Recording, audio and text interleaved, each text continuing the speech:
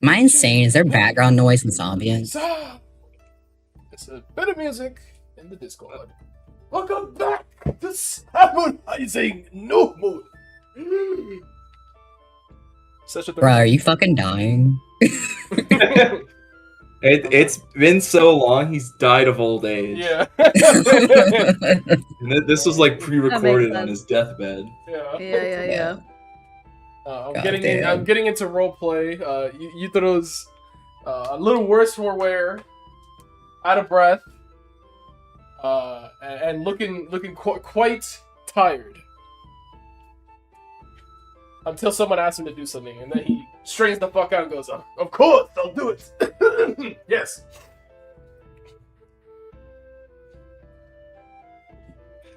Well, let's start off with our recap. That's Breaking me. out the ancient tomes. Dusting them off. Fucking licking my tongue. Finding the page. Alright.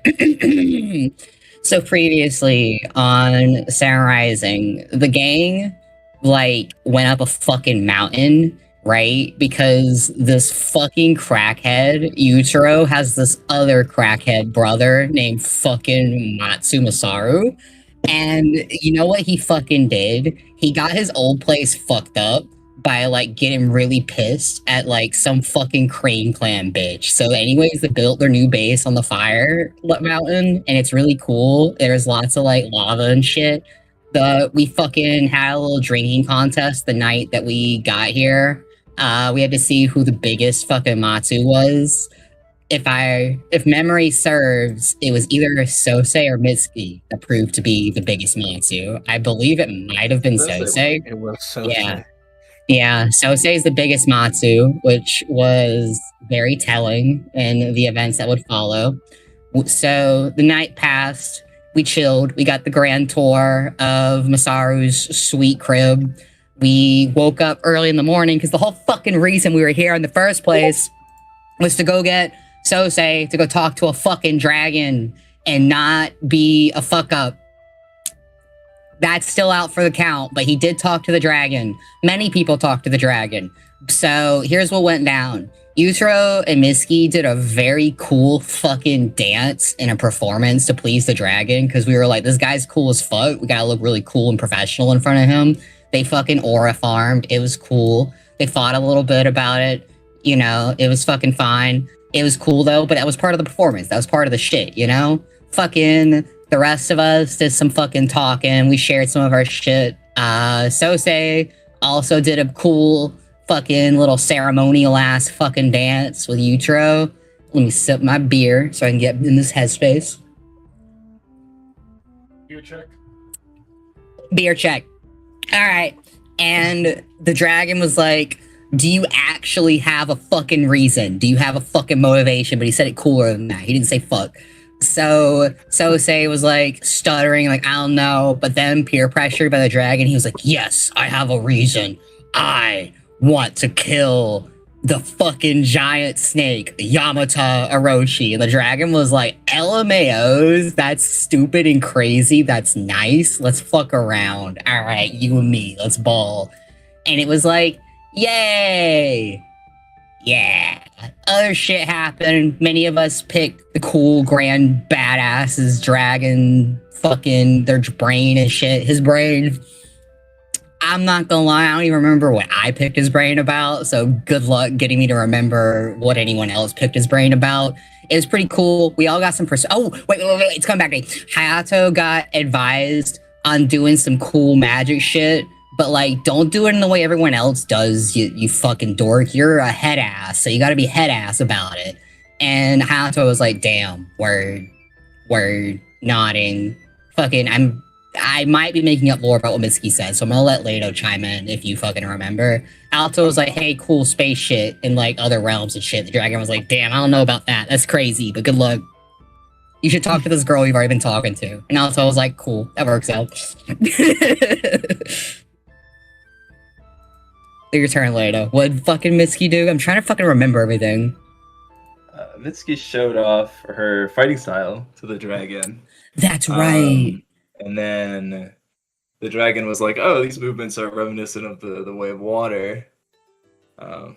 there was a discussion about that, the spiritual paths that the kami lay out, and Mitsuki was asking like, you're sort of a practitioner of the way of fire. Where could I find like a master of this ancient way of water? He was like, well, Azure Dragon, best one I know. She's like, fuck. That motherfucker's really far from here. Yeah. I just have my memory of that. I don't know if you remember anything else later. It was really more so. I hope they're at the Chrysanthemum Court, and if so, I guess I'll have to harass my distant relative? Question mark. Mhm.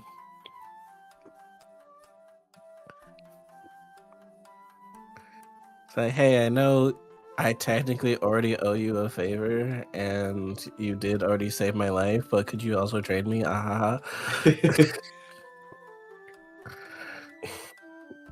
I'll owe you another one. Now we went down the mountain. We went down to the path. We've got like a fucking celebration that we're gonna do for this cool ass dragon. Because, you know, by the way, I didn't mention this. He was fucking asleep and we woke him up. We gotta celebrate him. But, like, you know, we gotta do like some like RP shit because Sosei is currently like doing whatever it is he's doing. We're fucking here now. And so we're down the mountain. Sosei, I should point out, Tarame agreed to enter into a contract with Sosei. He had Sosei cleave a section of dragon skin from him to be able to make the contract out of.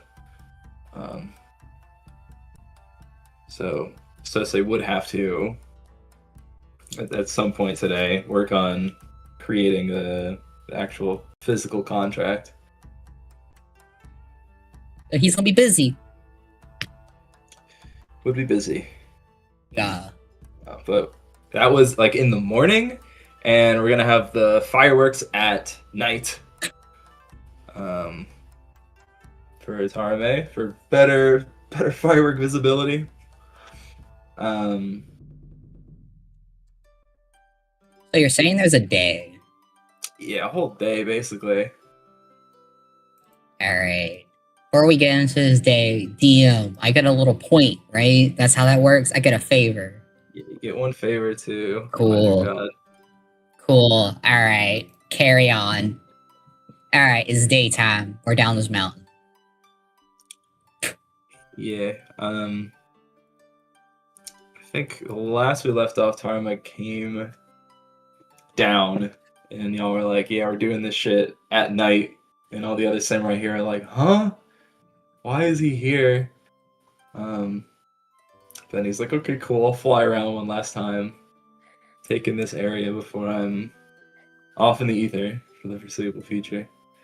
So Tarame is off flying around.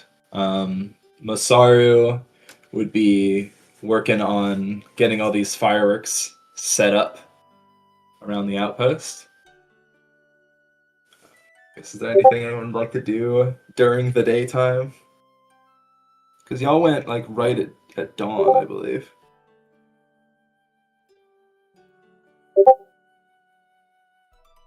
Yeah, we did.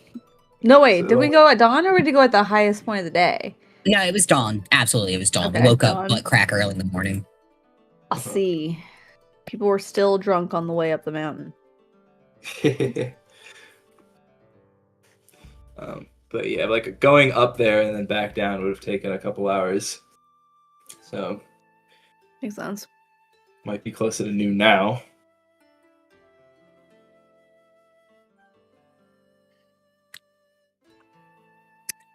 Alright, God, it's been a hot minute. We gotta figure out what we're doing. Yeah, Who am I? for sure. What do I want? What is going on? Why am I here? Mhm. I don't know if Hayato has anything pressing currently. I mean, He's just I training. if I had to spitball, if we need something to fucking do, I actually would enjoy having a magic talk with Hayato.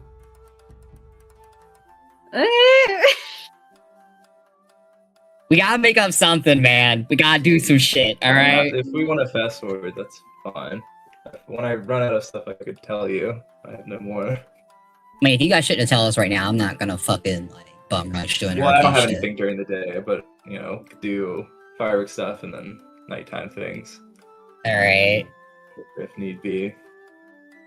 But if you have stuff to talk about, go off. Alright, let me fucking get in this headspace. Yeehaw.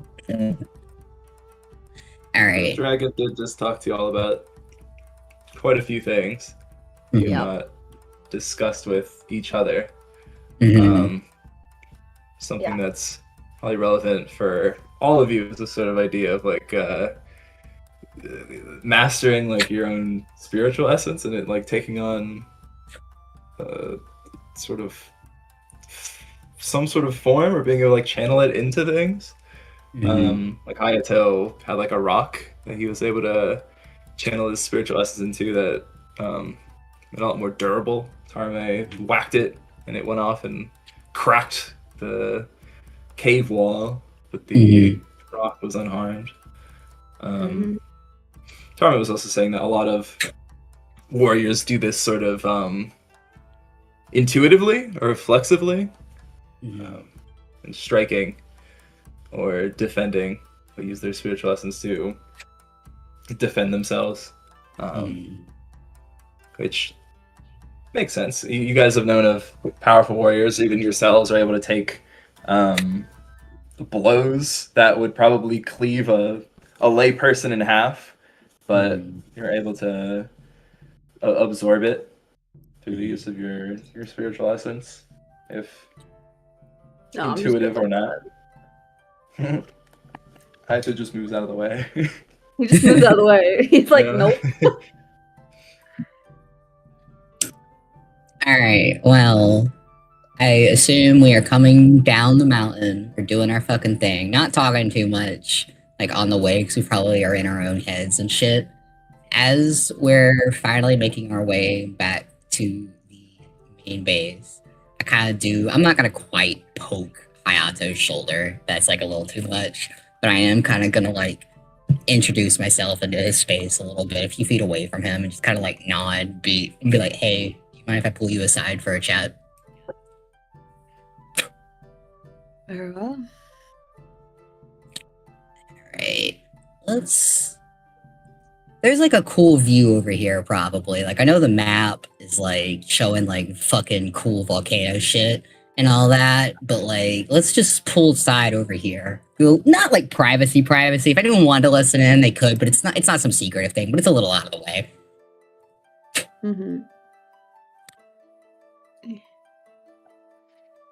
Alright.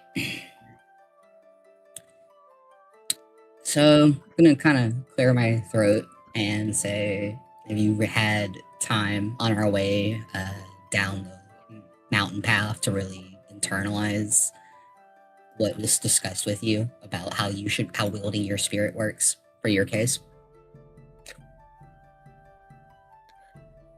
Any internalization I've made, I will have to put into practice, I imagine. As what was made abundantly clear, I am not necessarily similar to how most would go about their magics or connection with the spiritual. I'm in unknown territory.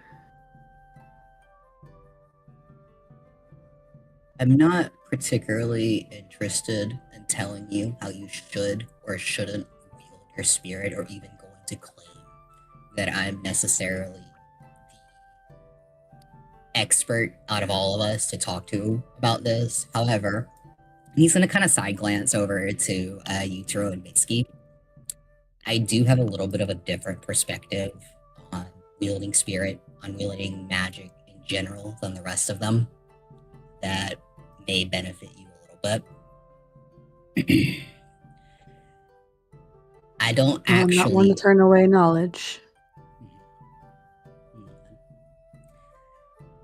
I don't actually wield spirit or finesse the ways of this world in a manner where I feel it within my body, or I feel it as some complex intuition that I just understand on an intrinsic level.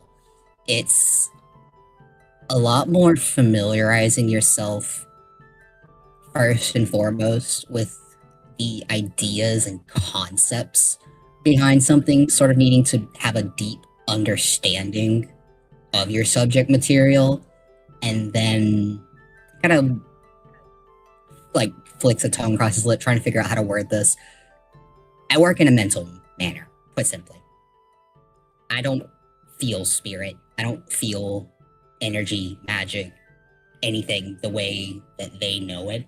I wouldn't even say I really work with the kami too much. It's so much more a complex weaving of consciousness for me that's informed by theory, that's informed by knowledge of my subjects. And I think it would do you well if you choose and continue to go down this road. As you're kind of building your mind, I think it will benefit you to be very educated upon the subjects that you're thinking about, rather than just trying to feel it. It's not going to fucking work. You don't work that way. Fuck, I don't work that way. You can't just feel shit. You kind of sighs. And conversationally hands off the baton. Well, given your proficiency within the dream space alone, I would be inclined to question what is your knowledge regarding that. How do you do that with such ease from a conscious level? From a conscious level, it comes from a number of perspectives that I can't completely pass on to you, but some of this may help you. I lucid dreamed for a lot of my childhood, so I became familiar with how dream spaces feel, with how to navigate them in the first place. They kind of do feel like they're my other right hand, to be honest, so it comes with that. But there was a time when I couldn't lucid dream for a while. There are little tricks you can do in that specific way, where you can do consciousness checks to check whether you're awake or not. You can train your headspace to kind of evaluate. He kind of inclines his head. Let's put it this way. You know how I fucking watch everything? Well, it should be the last bit you just said. No, you're good. You know how I watch everything? Yes, I am highly aware. That's kind of just the nature of who I am. I'd say to an extent you're pretty similar, actually. The way that you look at people, the way that you read them for filth, dare I say. Take that approach further, not just with people, but your environment at all ends. And when you're in the dream space, I would dare say, even if the evidence doesn't show, you need to have the same sort of confidence and character that you have regarding your work as a courtier. Approach the dream space as something perhaps to persuade, to finesse to your will, to make it see your way.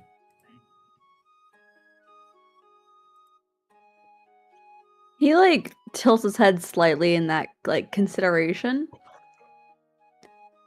and nods a bit as if that made sense. I believe I understand what you're implying. I'll give it a shot. It'll feel somewhat strange because it's not a person, obviously, but it may help you. But we both use our eyes and our minds to hunt, whether it's people or nature. I understand the correlation. You get what I'm saying? Yeah. I do find there is a certain, though not consciousness in the way that we see people. There is an intelligence behind the dream space, behind that entire realm that may help your perspective as you're doing this. Kind of sighs. I beg you point out such intelligence because all I see is whimsy and chaos. Kind of cups his chin, actually, at that.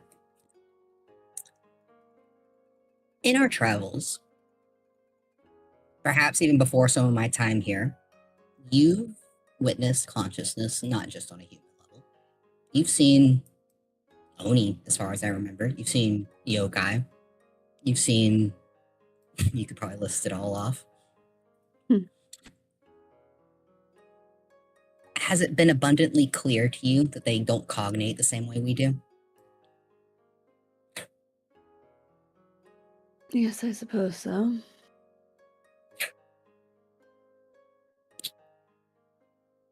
Though the dream space is not a person, you can see the... how do I say this? The consequences of its consciousness. And God help me, it's been so long. This is out of character. What's her fucking name? What's this fucking Kitsune girl's name? Again, it's been so long, Tyler. Sachiko? Sachiko, thank you. Sachiko's dream space. No, that's correct. You're good. Sachiko's dream space, on some level, though not completely, not in a literal sense, is indicative of her own consciousness, is a reflection of herself, and a sort of extension of her in a way. Place can hold consciousness and will, and especially in a realm this intangible, it may help you starting out to orient with the owner of the dream space and understand why that space is their space. Treat the space as a consequence and extension of their consciousness so you can wield it. There is just the slightest, like, twitch of his eyelid at the idea of doing that. But he very respectfully nods his head. That is sage, and I will attempt to do so. It would be beneficial if she was around, but I will use what I know to apply such logic. Thank you. I'm trying to decide if he noticed the twitch or not. If you want to roll, you can. You know, this isn't that big a deal. I'm just wondering if that's going to change how he approaches this, I think. If you get above a 10. All right. I'm not going to look at all my fucking bonuses. I'm just going to roll it. Whatever. Nope, I didn't notice. Okay. So he's just going to go on. And with that, all aspects of the dream realm, whether you're in someone's specific space or not, are reflective of some kind of will or consciousness. In some cases, it's the kami. In other cases, it's entities that we've yet to know or kind of comprehend. Think of it, I guess, like that. That's the best advice I can give you from your own perspective. I truly think he kind of bites his tongue. He's like, internally, he's like, oh my fucking God, I'm mansplaining so hard. And he's kind of catching himself. I guess that's what I have to say to this. I think you're beyond capable of this, and probably more dangerous than any of them once you get comfortable here. I will figure out a way one way or another. But I appreciate your advice. Perhaps we can train together. And I can pick your brain later. I'd enjoy that. Nod. Nod, nod, nod, nod, nod. Let me not hold you anymore. And he will glance over to Hoshizuki. Her beautiful form. My beautiful bird.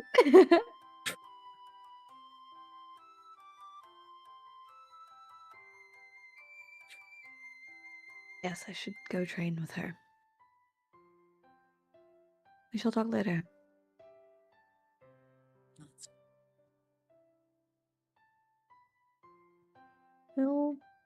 Head nod. Head nod, head That's nod. this word. Head nod, head nod. Head nod, head nod.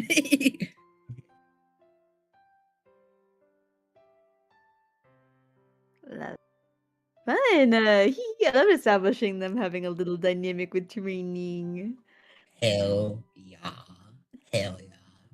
Honestly, these fuckers cognate similar. They just have different wheelhouses. They'll fucking Yeah. this shit'll work. For sure. It's okay. I have to will rage bait him later about it. It's fine. He's easily rage baitable, unfortunately. Fucking suit. Yeah, he knows. That's the point. Jesus. Yeah.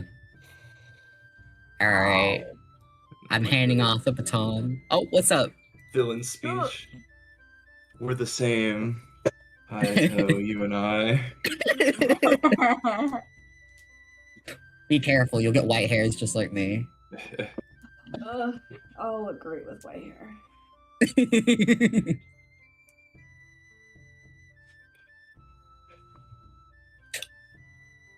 Well, Asara and Taisho are periodically bringing over fireworks, and I think are going to be setting them up mostly in this area, the rockets and whatnot. Tying together some of the fuses and whatnot, making sure they'll go off with correct timing as things are lit. Anything else anyone wanted to talk about or do? Masaru would ask, or Yutaro would ask Masaru. While they're setting up the fireworks, kind of catching up on what's been going on. Tell me, brother, what of this new champion?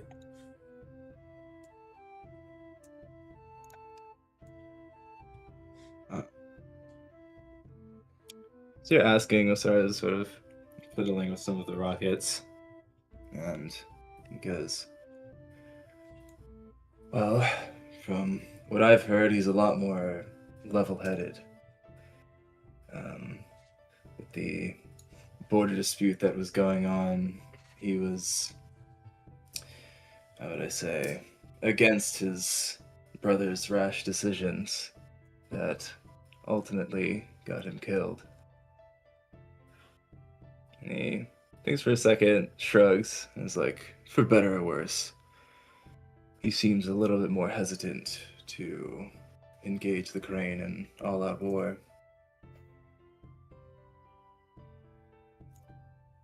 As glorious as the campaign sounds, we should ensure our people are prepared for a lengthy war. So nods. Ensure that we are not assaulted on multiple fronts.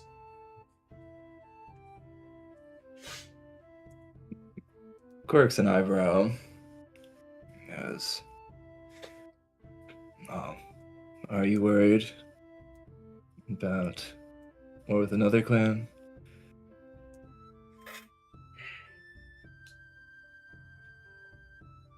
The stability of the South is shaky. With the tiger and the crab at each other's throats, and this looming threat that will soon strike the crab. I worry However we're resilient. Do you think that's of our concern? Though, believe I they'll guess hold out you're... with the right help.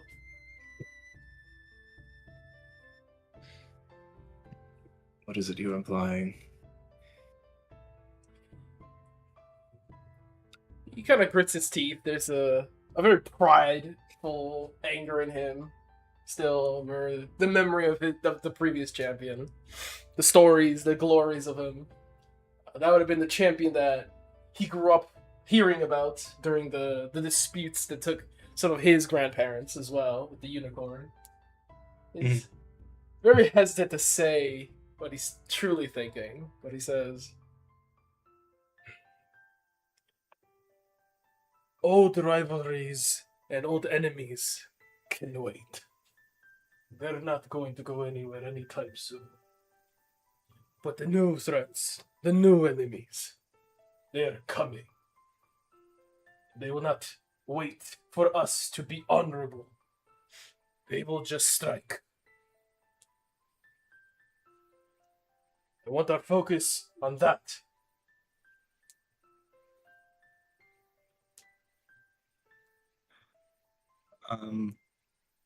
Have you already told Masari about like the Spider Clan stuff, or is this all like new vague foreshadowing towards him? He I got a forget. lot of big foreshadowing when we were talking to the dragon. We were like, yeah, the fucking Orochi has a champion, and he's leading the Spider Clan, and they're gonna come take over the Empire. And Masari was like, Krusty Mr. Krabs warble Yeah. gift. What? Huh? Dude, What are you who's talking doing what about? now?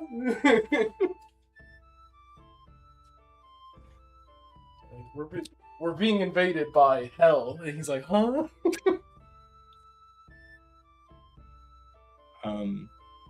If you say Kind of this, following up on that. Masaru, we'll stop at the fireworks for a moment. Because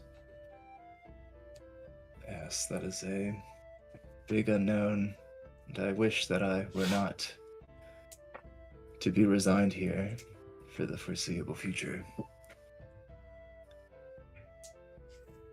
I should be with Father if there are enemies as urgent as it seems. So, go back to setting up the fireworks again.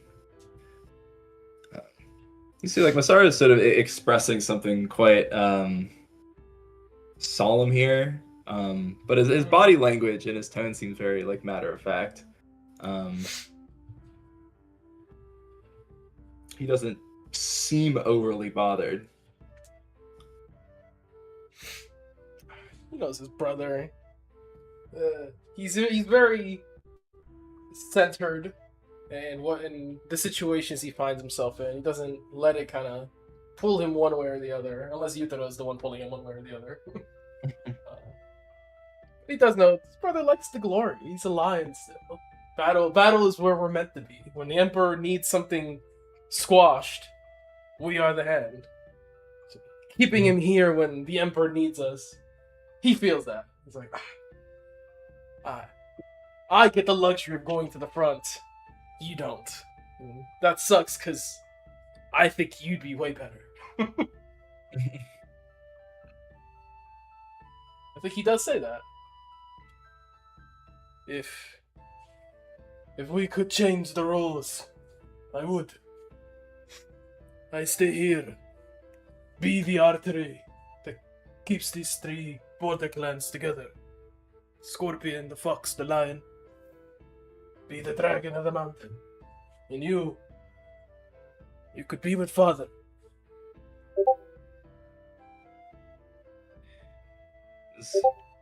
Sort of lets that sit for a bit. He goes, Yutaro, you've always been a free spirit. You don't believe or don't belong up here in this mountain. This is for a bit. I'm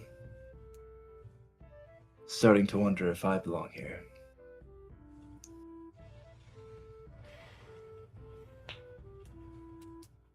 Kinda looks around, still taking in the new encampment, counting windows, counting pathways and trails.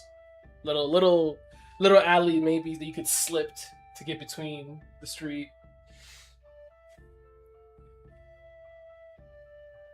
I think this volcano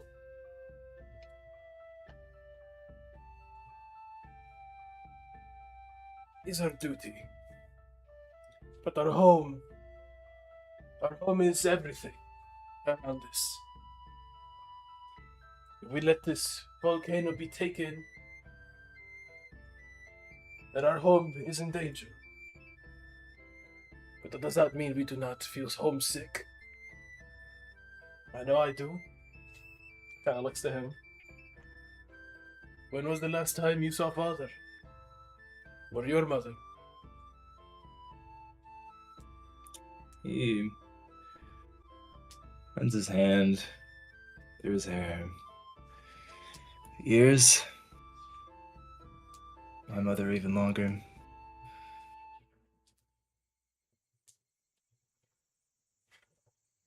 I would like to write to them.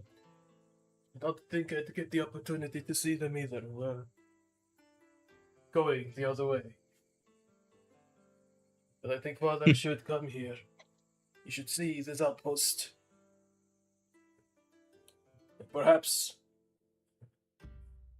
he should also make this place feel like a home for us. After all we did to take it. You know, father is not one for such sentiment. But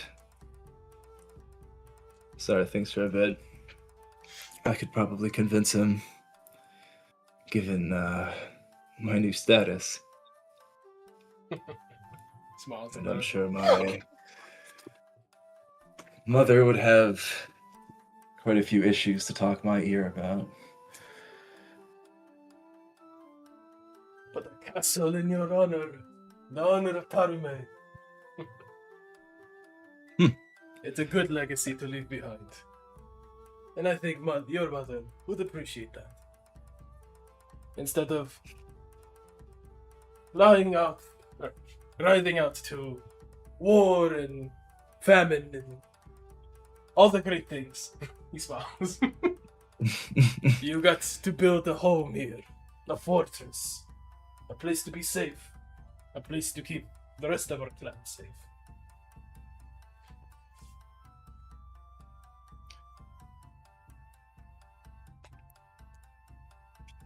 Sorry. Like you can see him holding back some laughter. Some of the things you say. Because I never envisioned myself being much of a homebody. But the gods, their plans don't always align with our expectations. No, it's not.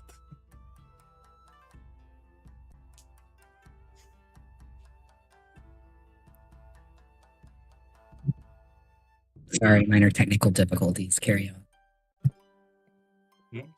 First started speaking through a potato.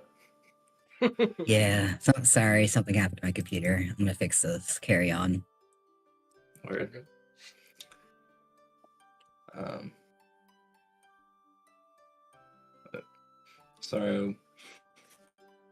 I was just setting up some of these fireworks here. As he gets up, goes to walk towards one of the crates that was brought in. He goes,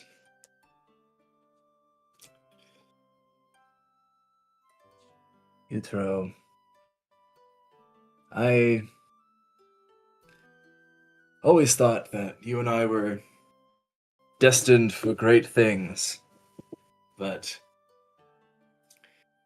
I wouldn't have imagined that I would be here and you would be riding off to the capital to go speak with the Emperor's men, champions, lords, nobles, and the like. No, I certainly did not dream of this outcome. I dreamt of your new position many a time. I dreamt of laying siege to maybe 2, maybe 3 crane castles. How humble. I could at least get through the first one. Maybe I die in the second, but I know we'll take it in the end.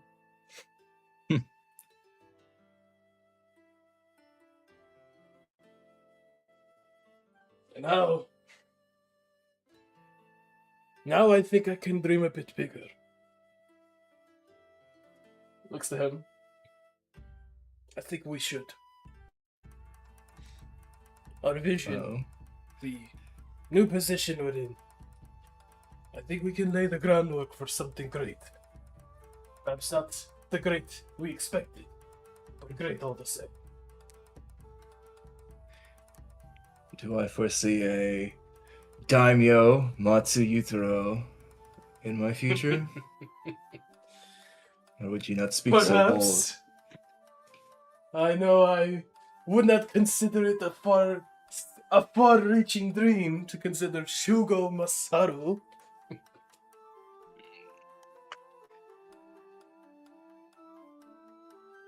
He tilts his head back and forth. It's like, I suppose I could settle for something like that.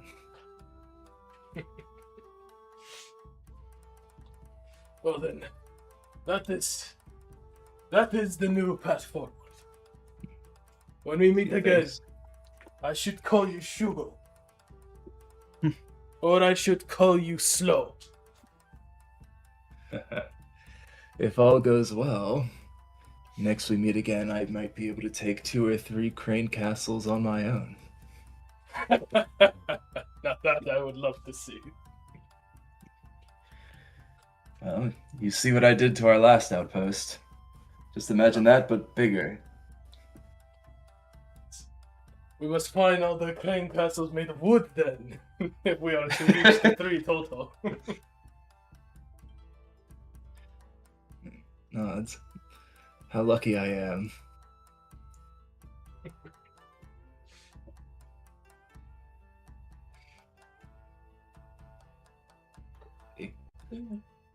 Anything else you Trying to wanted to follow bring up. up here? One thing, you probably write to his family, but just ask the sorrow. Have you heard anything of my mother? Has she gotten any better? She's stable. Still, There's a small sigh of relief for that. strong woman. I don't think she's going anywhere anytime soon. That puts a very naive, maybe hopeful smile on his face. Thought of seeing her again and coming back a proper champion, a daimyo. It's a fun thought. Good. That's good. I should write to her as well. Would you mind if I leave the letters here with one of your messengers?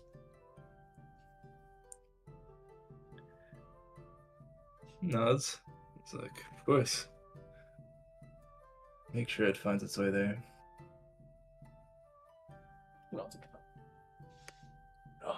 I should make sure to write it before we leave. Oh. I know this perhaps might be a bit of an expense considering you just made a new castle, but I might be in need of some new armor. The one I have had has seen its fair share of battles. Perhaps something a bit more fitting for a lion. Well, we don't have much, but you're welcome to our armory. Smiles. Then I shall go search. He stands. While we wait for the rest to come back. Looks up at the sky. Reaching night. The dust kind of settling in, the red over the horizon, getting darker and darker. I'll be back in a bit with the fireworks.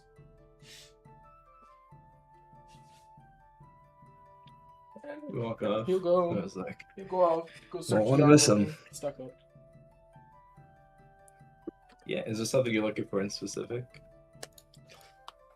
Not really. I think I have the best medium armor I can have that is enchanted, but just gonna go look around for medium armor. If I could find a +1 medium armor, that'd be epic. But I don't know if we got it like that. I'd probably just look for something that looks more lion smithed rather than Bat Clan Smith. This is where he got the current armor he's using. Mm-hmm. Yeah, we got no magic armor up in here, fortunately. Could I find some But- medium armor that doesn't impose disadvantage on stealth? Or like find an armor here that could retrofit one of the sets to do that. Are you talking about like just the field gear? Because there is Mhm. the animal hide armor that doesn't pose disadvantage on your stealth. Definitely wearing field gear. I mean, there'd definitely not be anyone here that would be able to do that. Gotcha. Well, he But won't you swap guys are out the going to the armor on Lion Clan City. capital and the capital of the Empire, so if you're looking for skilled armorers, that would probably be the places to look for them. Noted. I'm sure there's someone in the Imperial capital that could do most things. Mm. You just gotta find them. I'm taking Get 'em to like you. a field gear set. I'm gonna wrap it up in a nice care package, bring it to the capital, and be like, I need you to take this armor, make it epic. They cannot rattle so fucking much. Yeah. Hey, haha, twirls hair. You said they have animal hide armor. Ha ha ha ha ha. Yeah, you can grab some if you like. Ha ha ha ha. I would love that. I would love that. Actually, I've been in light armor this entire fucking time, and I could use medium armor. Yeah. That's What's totally your fine. dex max? Bear with me, I'm a fucking dummy. My dex is 18 and I have a modifier of 4. You should be wearing light armor then. Yeah, I think the light armor But would I give me have more. medium armor proficiency and I could get armor that doesn't have disadvantage on stealth, please. Damn. I mean, none of the light armor has disadvantage on stealth. But I could have medium armor that doesn't have disadvantage on stealth. I could have that. we You have could have it. it. Your AC would be lower though. Oh, what? Oh, never mind. Fuck that shit then. Wait, I could have had slashing damage reduced by 3 this entire time. I just saw that on shark leather armor. What the fuck? All right, writing that down. Okay, carry on. Ignore me. Is my mic working? This is a good way to test that. Yeah, you sound fine. All right, word. Carry on, soldiers. I am no longer being a greedy opportunist. Mm-hmm. Oh, good. But yeah, you can stock up. So for Utero then.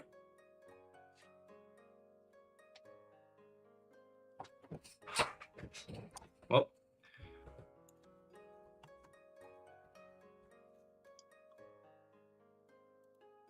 anything else before we skip ahead to some fireworks? Anything Mitsuki wants to do? I got nothing. Fireworks it is.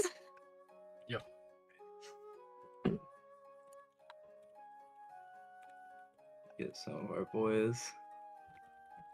Some of these courtyards that can gaze upon the majesty of modern explosives. Hell yeah. Boom, boom. Boom boom.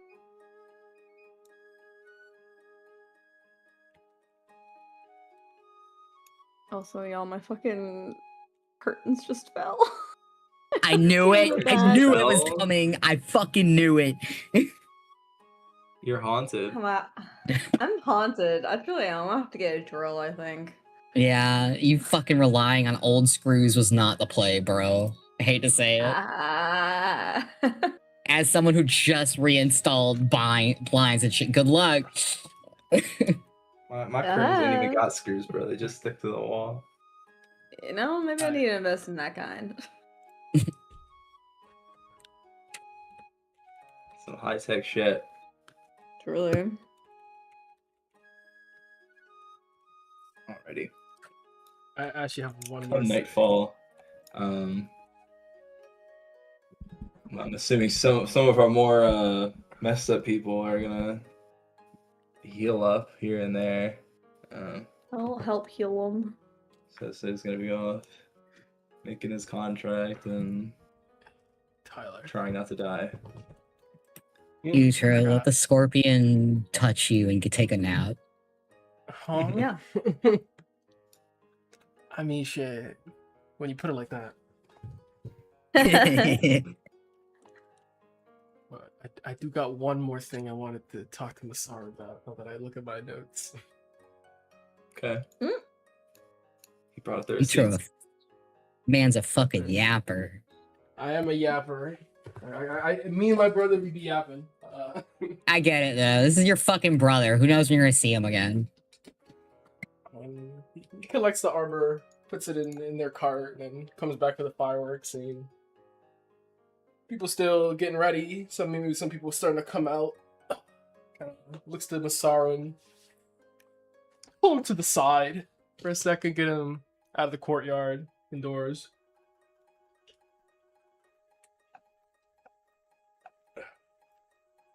Yank him into a room. Yes. Yeah, bring him into a room. There is one more matter I want to discuss with you. Speak.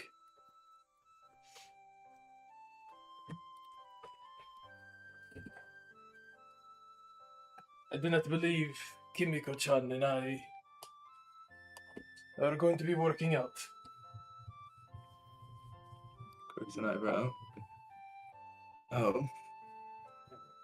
Did something happen? There's the look on his face of like, yeah.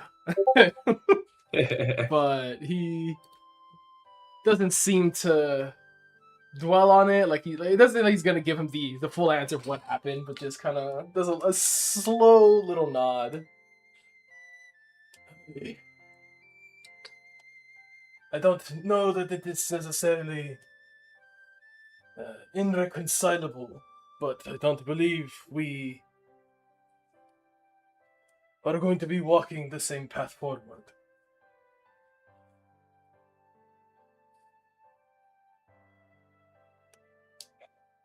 Well, do you still love her?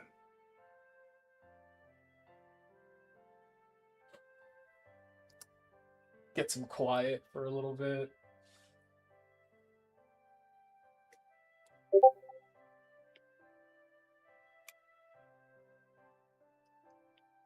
Hi. I don't know if it's the same way. There's so much I still feel for her that I wish I could feel again. But I also have new feelings. And I don't know if I can be faithful to both. To want to keep both. I'd only end up hurting her.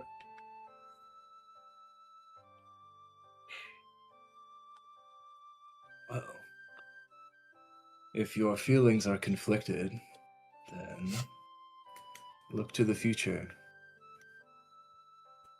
What do you see as the better path forward for you, regardless of how you think things are going to go? What is the future you see that is best for you and our family?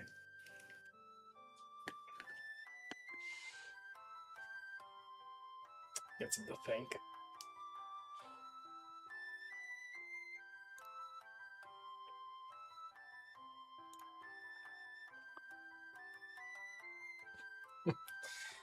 In his head, he has what he feels, and then there's also I guess the more greedy side of him now that's kind of superseding that. So I think what's best for our family is to ensure the relations between us and the Tora family remained unblemished and without scandal. I think what's best for us, who will one day be the heads of our family, is to not betray the trust we have. Do not make a promise that will end up being broken. You must be strong now, even if that means sacrificing some things.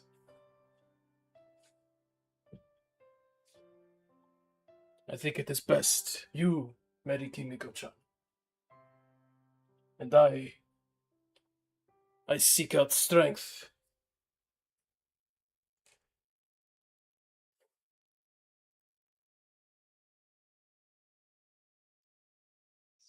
Sara watches you.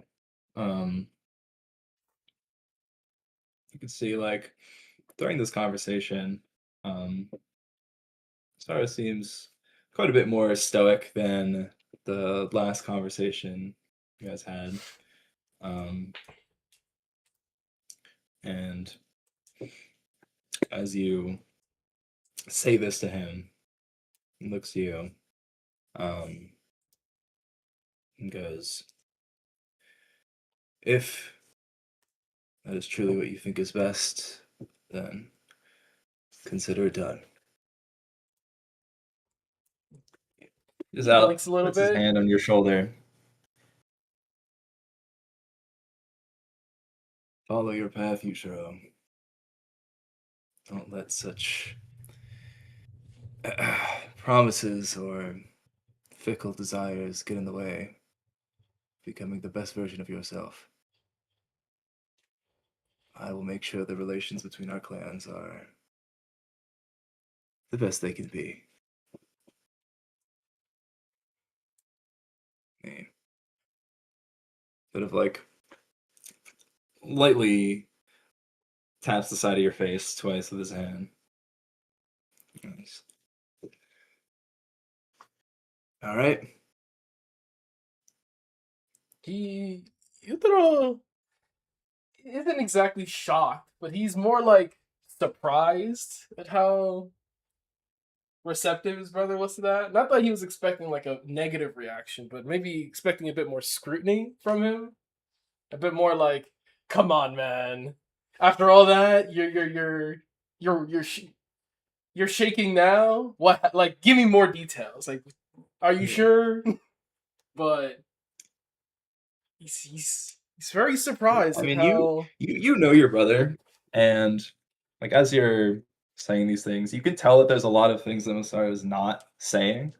Yeah. And he sort of is sensing a sort of a vagueness with the things that you're saying. Um, and you can see that there's definitely especially given your last conversation with him, he seems to be a lot more future sighted than he is normally. Mm-hmm. And then Yutaro's looking at him like you can always rely on Masaru to be that anchor. Like no matter how shaky he is, Masaru's always like, keep doing this. Stay true to this. Everything else lines up when you stay true to you. He really takes that in now that he's looking at his brother, and this isn't the first time he's had this thought, but it's the first time he's had this thought in a long while since seeing his brother last. Probably since Tarume. Looks at him and goes, "What is it that you want, brother? You are the elder. You if I'm wrong, if I'm misguided, what is it that you see? What is it that you want?"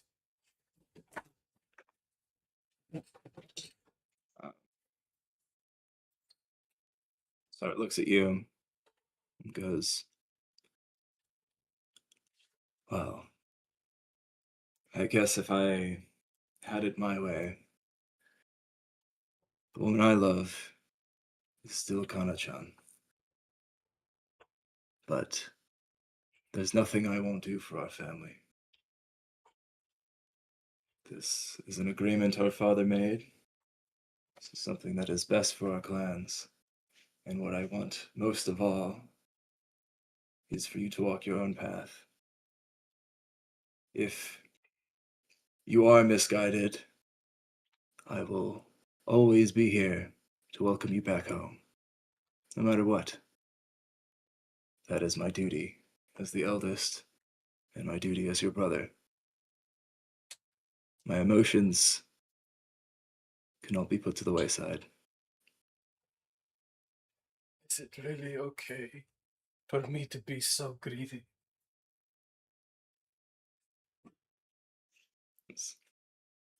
Smiles. Maybe. Maybe not. That's still to be determined. But you've gotten this far. And there are many samurai that have made it farther being far greedier.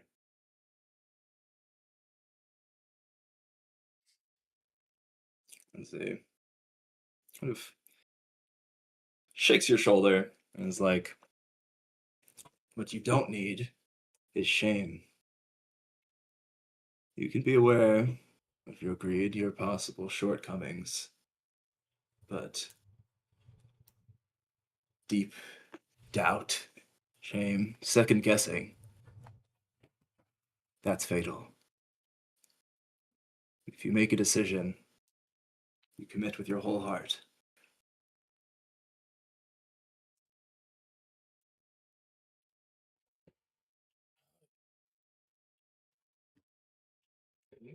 Kind of takes a deep breath in. It's like loss in his eyes, the burning in his chest. As soon as he said shame, the immediate just spike. He lets out this smoky breath. And something hits the bottom of some pit in his stomach. And he stops shaking. His breath lines up. He says more confidently to his brother, I will not disappoint you.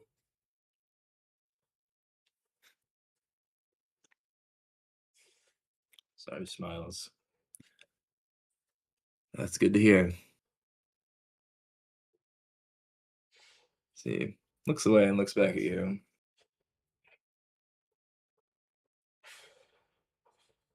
I think,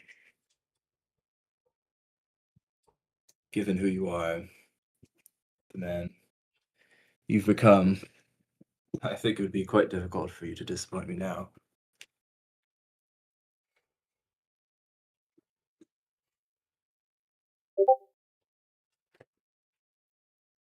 He, as his brother turns, he also kind of turns the other cheek as well, and maybe makes it look like he's just adjusting his hair, but he wipes his face.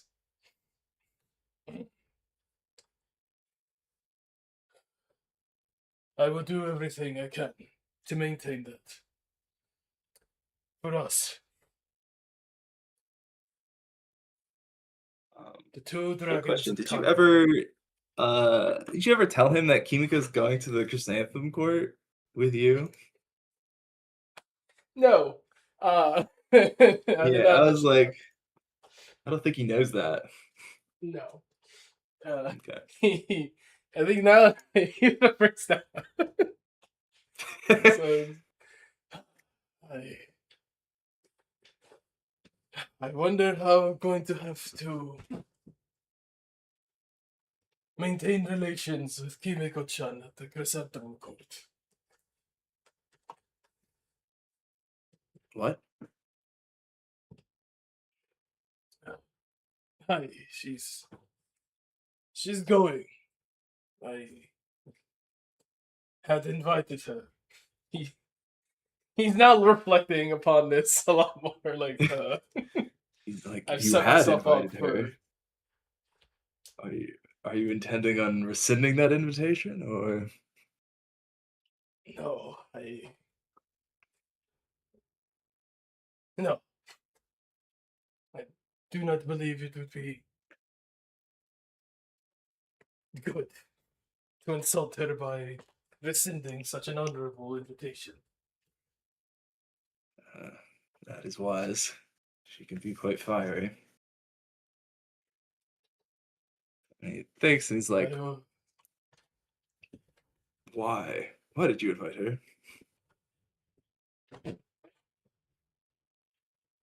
I he now chuckles at his own naivete. Had hoped it would be a good opportunity to mend things between us. Oh, I see. So you're an idiot. He roars out flames. Yes. Unfortunately.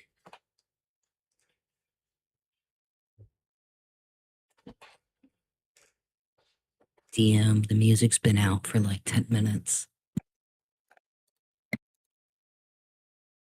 This stuff going. Oh, okay. There it goes. So, okay, cool. I think YouTube. Yeah, thank you, YouTube. Thank you. The Mossad agents are infecting my YouTube again. Yeah. Fucking Netanyahu, he's back. God damn it. Alright, Netanyahu's not in this game. Let's carry on. As far as we know. Yeah, that we know. There it goes. Now he seems a lot less serious. He's like rubbing his beard, and now in his like women problem solving mode. He's like, well, I guess. He seems like he's about to say something.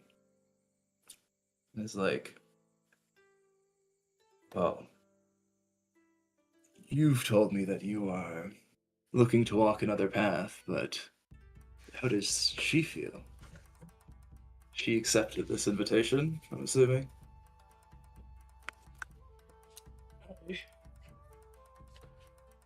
Do I know that? Did she reply? Yeah. Yeah.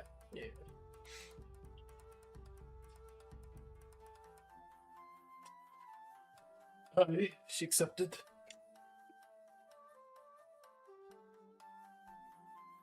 So, surely she can't be thinking too negatively about the future.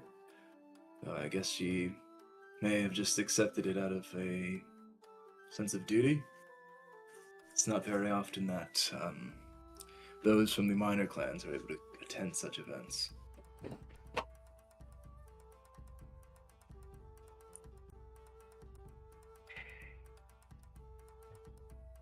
When I get there,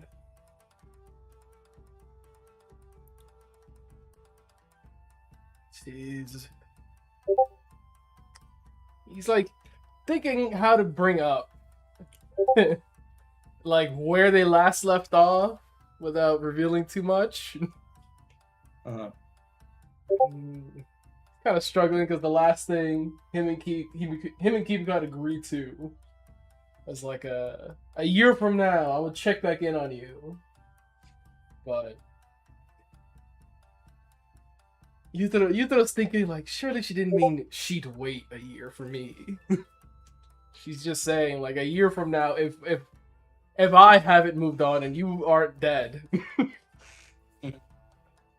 then we'll revisit this.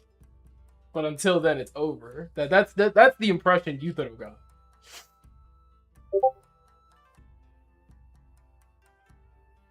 He says,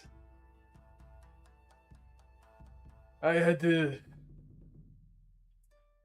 made her a promise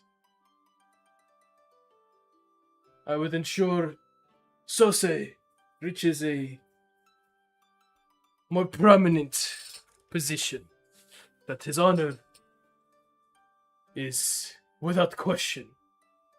Some things relating to his family and the Torah clan strained some certain relations. I promised her I would bring back Sose honorable, glorious. And then we would discuss what the future looks like. Until then, we are nothing more than comrades. Ah, I see. Well, I do. seems I had like hoped that by inviting her, I could remove that limitation. But now I don't feel that is right. Now I don't believe doing so would actually make things between me and her better. I think it would just satisfy her, and I suppose I don't believe that I need to do that. That I want to make such a sacrifice for her.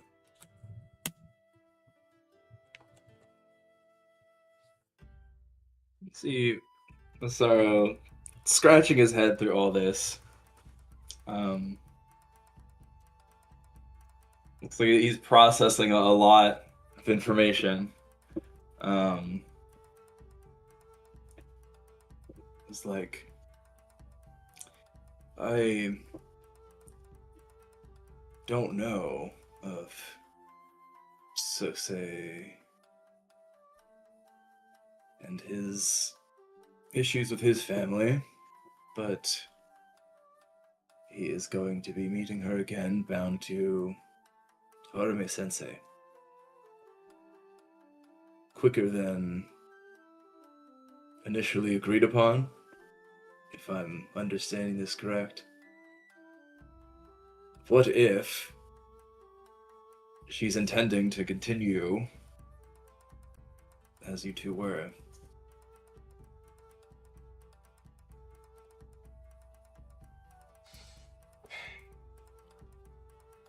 He can see the conflict twisting this man's face. Like, two separate parts of his head are pulling either way. He's like, ugh. It's a pretty idea.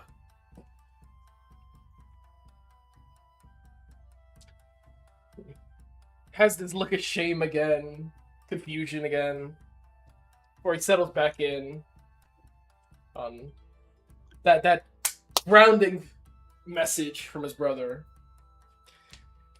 I think the way I do things does not measure up honorably in her eyes.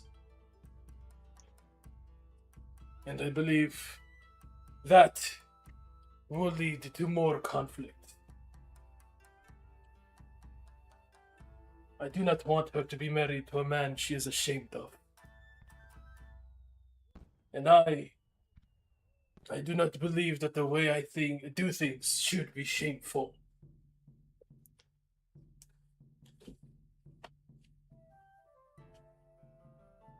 Thus,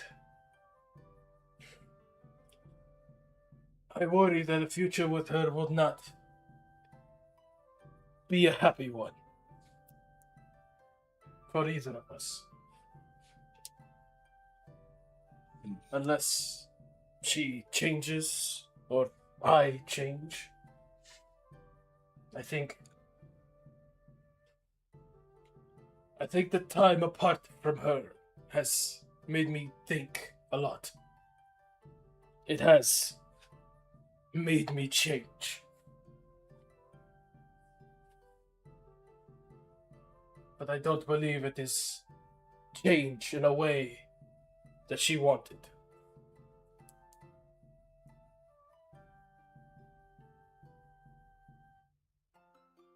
How do I tell her that?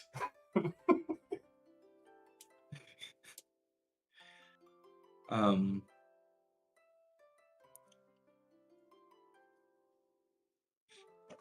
Sarah thinks for a little bit.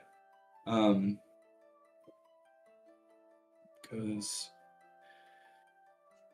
well, depending on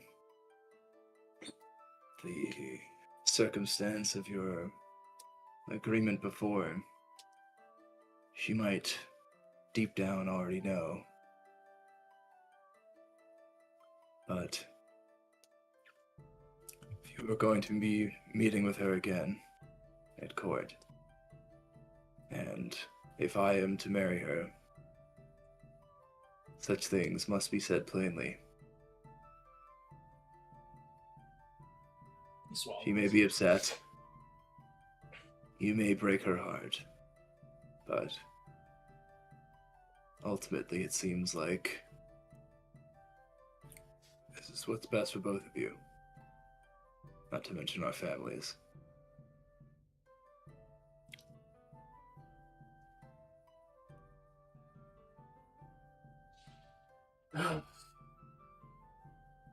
Sometimes I wish she would tell me I'm being an idiot. More often, he says. Yes.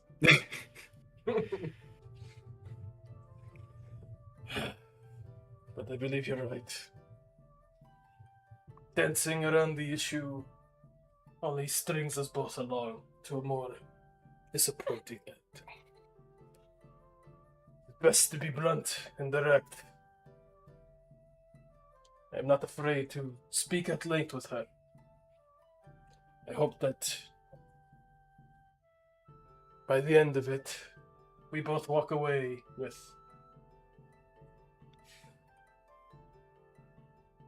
an idea of what we want going forward.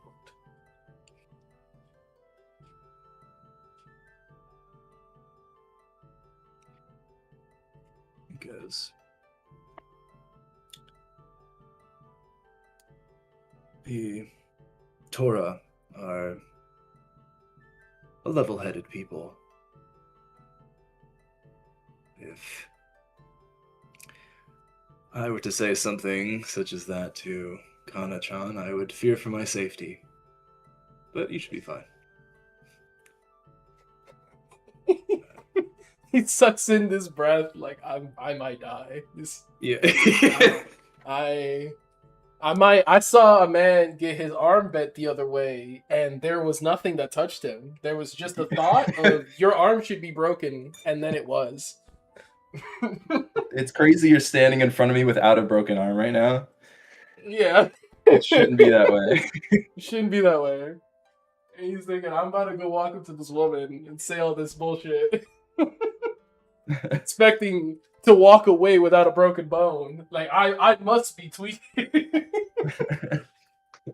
But also, yeah, she is pretty chill. Much to Yuto's dismay, he'd rather get his ass beat than her walk away chill. Or pretending to be chill. Just condescending. Yeah. Disappointed. Yeah. He'd rather be put into submission than see her walk away. Very condescending. Mm. All right, brother. I think I know what I will do. And if you don't hear of me again, puts a hand on his brother's shoulder this time.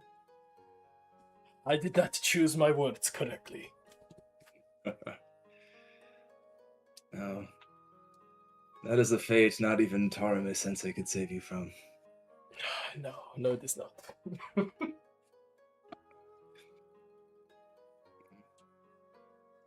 Sorry. Thank you, brother. I feel more assured of my path. Nods his head to you. he begins to take a step towards leaving the room. He goes, "Now, who is this new love you're going to be walking with?" the, the absolute bastard grin that grows on this man's face before he like shifts all his weight back, knocks his head back, like, he got me.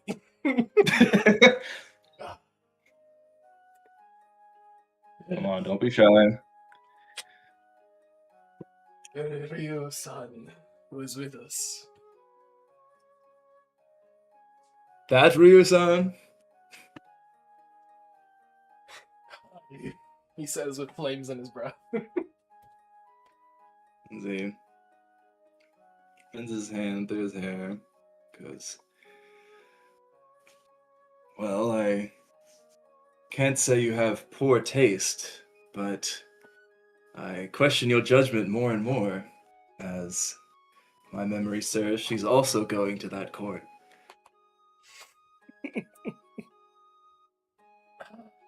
Hi. Yes, she is. That's not good. That's not good, Yushiro. No, it is not. It is... I was hoping you would tell me I'm foolish, and I should look in. Oh. But, I don't know if No, foolish no. does justice to the situation you've placed yourself in. I do not envy you. In fact, I am No, I glad that would I not must stay want- in this mountain. Yeah, I would not want any man to walk the path I walk. It is one full of traps. And I am a blind man to it. What? I will not remain trapped. He points at him. I will figure it out. And was it your figuring out that got you to this place initially?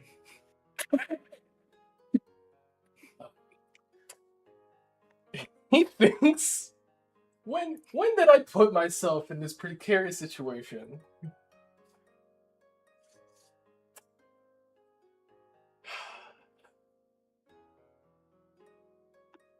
Probably when I killed those Tiger Clan samurai. I didn't tell Way Kimiko I back. did that. So it wasn't me who told her. It was me who did it though. Original sin. Yeah. No, I must admit I was not thinking when I got myself into this situation. I was being led by my emotions.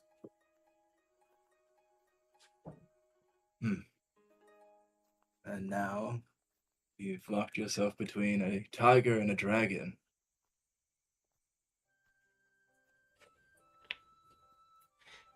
Very quiet, meek voice.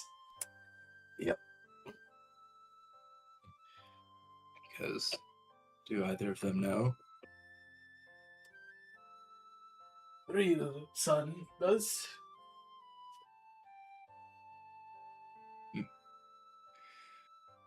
Well, she seems quite poised. Do you plan on revealing this to Kimiko-chan? Suppose she'll have to find out eventually. He catches Masaru with this wide-eyed, like, oh, I hadn't even thought about that. Oh, right. They're going to be there together after I break up with her for good.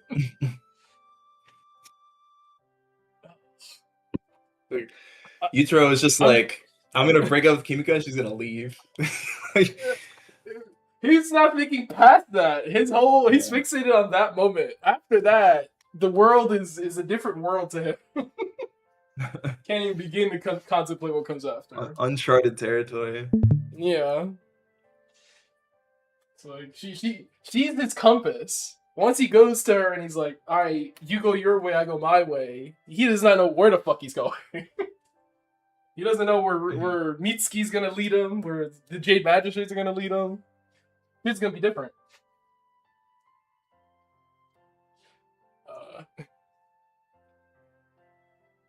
I will tell her the truth in full. It is only right.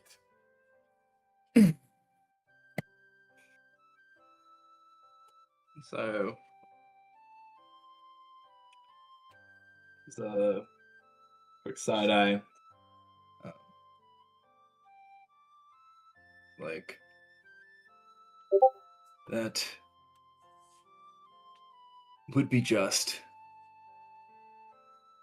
She most likely deserves to know. Although, You throw a whole thing out like, although. although, this is very wise and mature of you, I would never do such a thing myself. But, good on you, brother. He looks at him like, what are you talking about, man?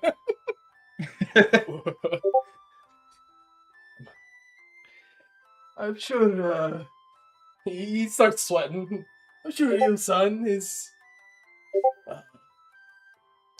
compassionate enough to,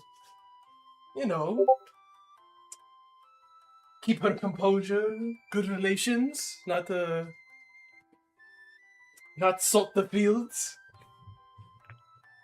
Is that something you would be willing to bet your sanity on? How much does he know this woman?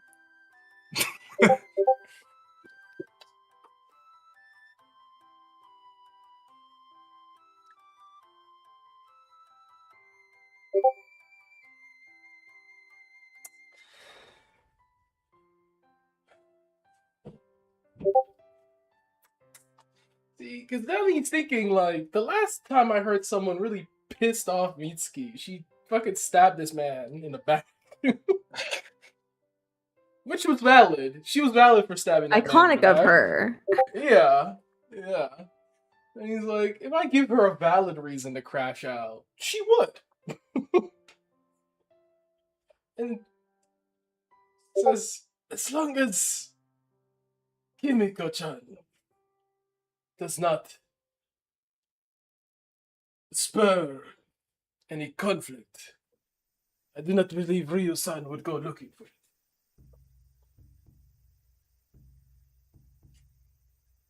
And I suppose the inverse is also true. I don't see Ryu-san going out of her way to make things harder for me.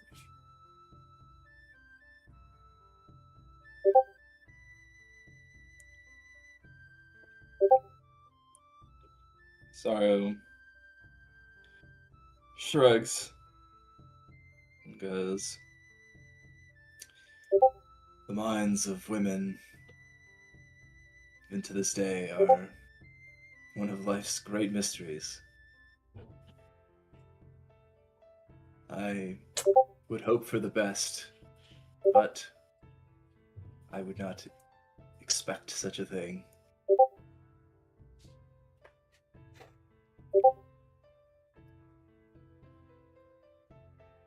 Well then, he swallows again. Whatever happens, as long as I move forward with my honor and my vision, I'll figure it out. He smiles.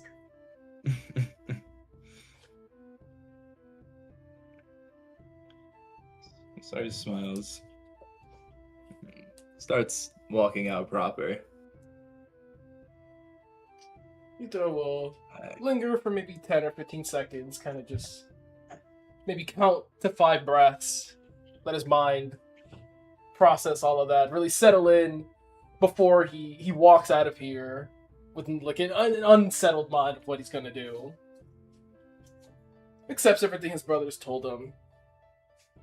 He's truly grateful for Masaru being such a grounding force Or Yuto's over here making leaps and bounds to get to new things, new places. Masaru's always there as the back wall. He's gonna make sure he doesn't fall back. I think that does give him a lot of peace of mind. Even if things with Kimiko end horribly, his brother's got him. Even if things with Mitsuki end horribly, his brother's got him. But he's not gonna let that happen. Of course not. No. We will win. And he marches out. Not this time, he says, inhale. I did that one terrible. What's that you cut out for me? No, I was saying not this time, inhaling copium. That's how Euro moves. Not this time, yeah. Not again. Yeah, yeah, yeah, yeah.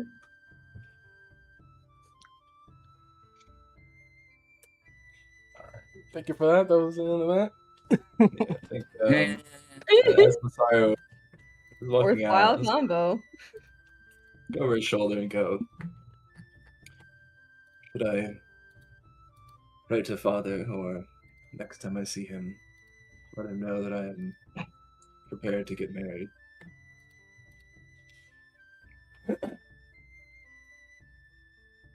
I'd say you should wait till you hear from Kimiko-chan. None. Very well. So it will be.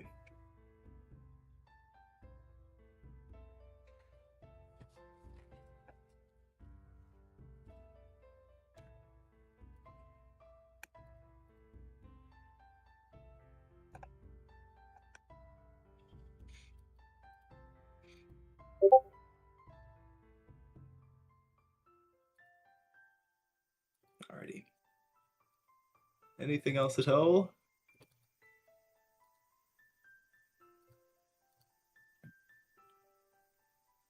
Mitsuki, what's on your mind?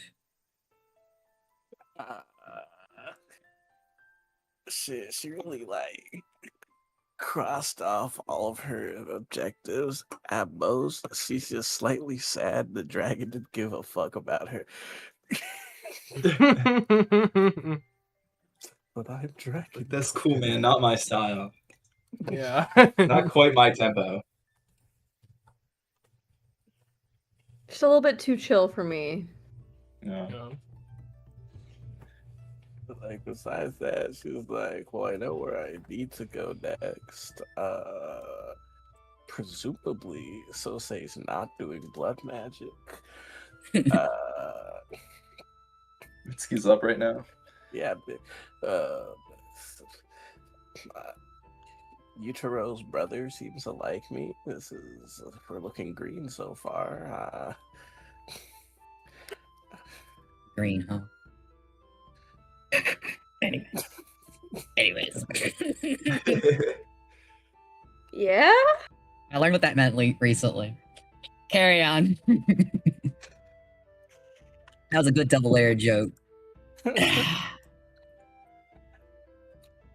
Let me see. Like that's really what it is. I'm just like, this was an awkward part for me to pick up BC for RP because I'm just like, I have no drama. I have nothing really rested on her mind. She's like, yep, but I'm ready to get going.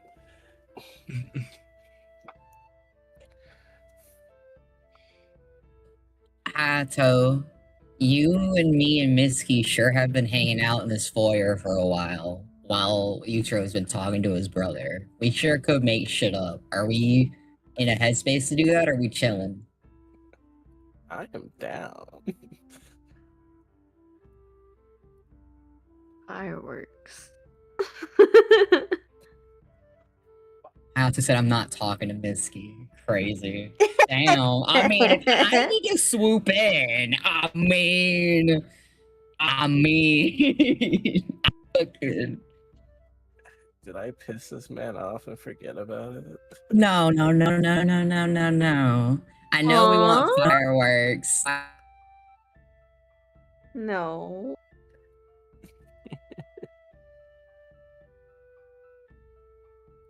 Gotta change that.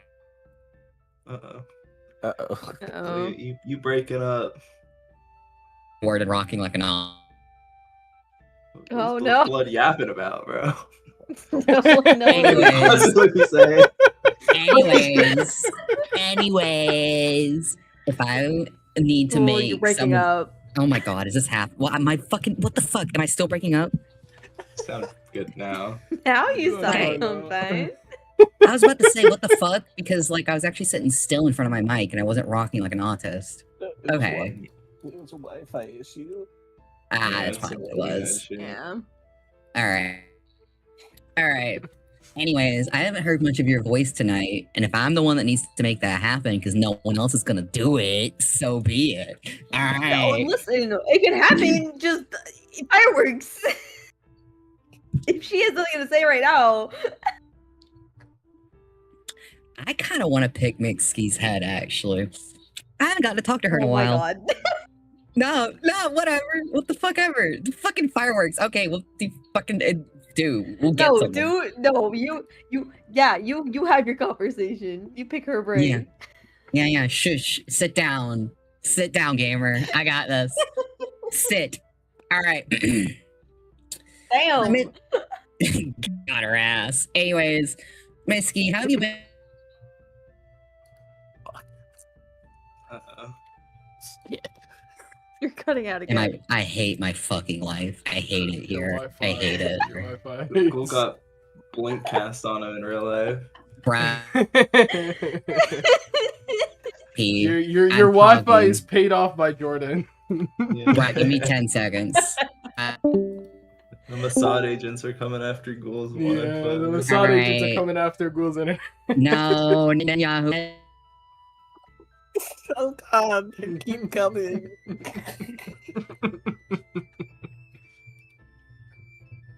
It only gets funnier the more it happens. I'm not gonna lie. Let me try some. Oh my god. It's funny. My Wi-Fi has been cutting the entire session, so I literally had to restart my computer. And Oh then my it's- god. and then it's Why since- is today so cooked? But it seems to have solidified. So How do I sound now as an experiment? you Better. sound lovely. All right, let's give this a go. I'm going to talk for 10 seconds and see if I cut out. And if I don't cut out, then we're golden. Anyways, I was talking so much shit. I was like, no one has Wow. made an effort to hear Misky's voice. Wow, if I've got to be the one to do it, then I guess I'll be the one to do it. Anyways, Didn't cut out at all. We All right, it's a didn't hear any miracle. of that initially. We heard that perfectly just then. damn. All right. Well, the third delivery, it's not as strong. Anyways, Misky, what have you been doing while we've been back on the fucking base? Have you been chilling somewhere? Have you just been in the courtyard? I think she's been sort of observing the space, kind of taking it in, because like this isn't a place she's been. Well, I mean, most places she hasn't been. She's been stuck in the Dragon Clan lands, but in particular, she's trying to learn this space because it's Utero's space. It's his family's space. It's his culture space, and she's just has been just trying to observe and immerse. I am going to plop my little happy ass next Mixky. Keep like a good distance between you, like a respectful distance. Kind of just sitting on the ground, knees up, elbows on my knees. Probably not going to be your last time here, you know. Kind of give her a side eye and a smile. She kind of tilts her head at him, a slight smirk, and just saying, "Now, whatever could you mean by that?" Oh, what could I possibly mean by that in any world? Forgive me, are you tempting me to be direct in a about matters terribly private and unspoken yet? I don't think I've ever seen you do that before. That would be such a strange change of pace from you, Ato-san. I'm learning. Okay. I'm trying. I really am. We'll smile. So this is happening as Yusro and Masaru have kind of gone inside. Well, I'm sure we've all noticed this. He's kind of inclined his head at where they went inside earlier. You know, they're probably talking about you. Maybe not just you, but you're going to come up. I highly doubt that. Those are two brothers. Sorry. Bless you. They're two We're talking about brothers. you. That's what she finds out. Fuck. Those are two brothers who have not seen each other in a long time. See, if I ran into my brothers, I wouldn't immediately bring up Uthro. Maybe not necessarily brought up immediately, but I think you underestimate both Yutaro-san and Masaru-san's similarities, if you will. If you get what I'm getting at. We saw their characters tall and true last night. So you remember last night? I drank with discretion and within reason, anticipating that I was not holding a candle in that little competition. It is a little fuzzy for me. I imagine. He's kind of gonna hold his chin in his hands at this point. I remember not winning.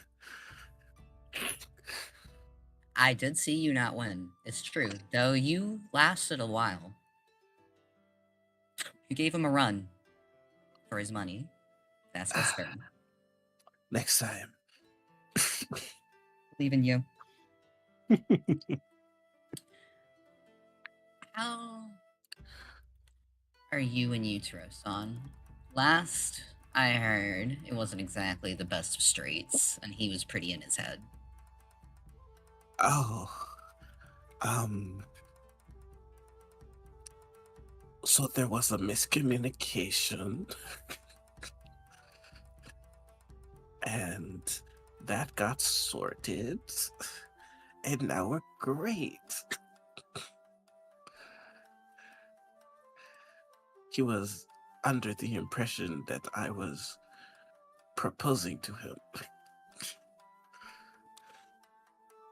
Ah. He's just gonna look away for a second and shoot and just chew on his cheek really hard and be like, ah, shit. Well, I would like to apologize because I may have not helped his interpretation of that. Eh?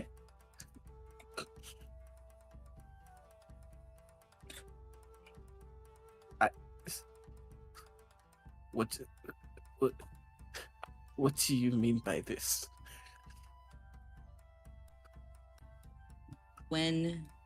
Forgive me, it's been a long span of time, and I cannot recall the exact usage of words that were had in that spar. However, the usage of verbiage that you had implied something much more deep and committed. Well, And that was the impression I fell under, right along with you two. well, it wasn't uncommitted. It was The further end of committed. she's like progressively turning pinker during this conversation.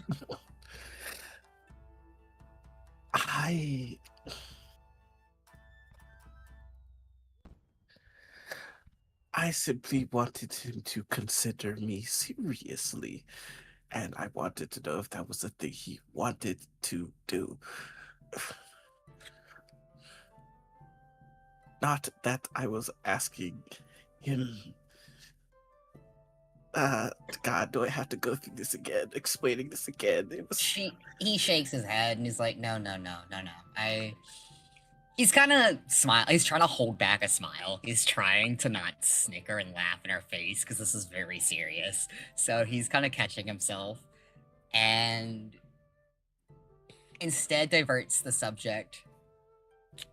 Are most of the people from your clan, do they speak similarly to you? I would imagine most likely, but is that how interests are communicated? Or is that Romance isn't a big thing in the Dragon Clan. It's very direct with intentions.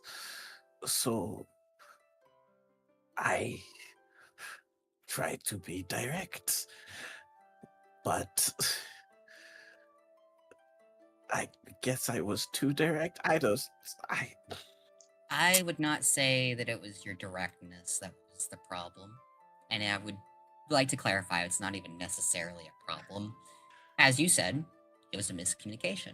And I think he now understands, thanks to this communication, how you communicate. And that you two will be in a much better place in the future. In a way, it's probably good that this happened this early. I mean, I like to think we're in a good spot right now. I mean, I am putting my best foot forward, but there is, of course, the possible outcome that this all gets yanked from underneath my feet, and that is what I agreed to, that possibility.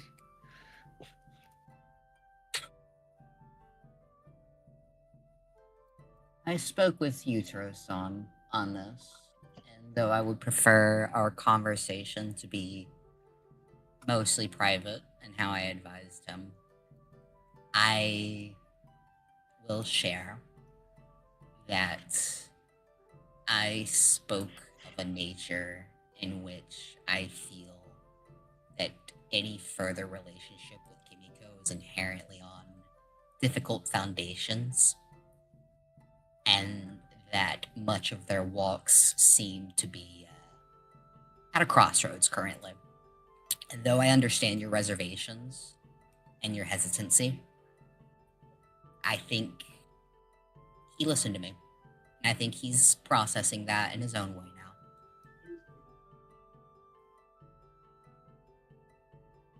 now. Well, I guess I thank you for. I don't know if putting in a good word is the right phrase for it, but I do not know this Kimiko. Mhm. But from my understanding, depending on her own intentions and her own maliciousness, she could put, well, all of us in danger. She well had the opportunity. She well already could have done such, and she hasn't. The source of her concerns has been rectified, and any further actions she may or may not take, though I've never seen how she acts in the throes of heart, I got to see the consequences of such, and she really isn't that messy, to put it simply. I think she prefers to not be messy.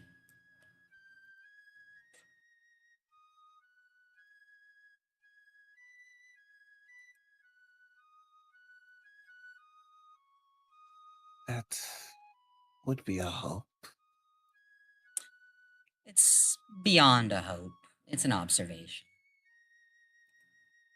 You do have good eyes.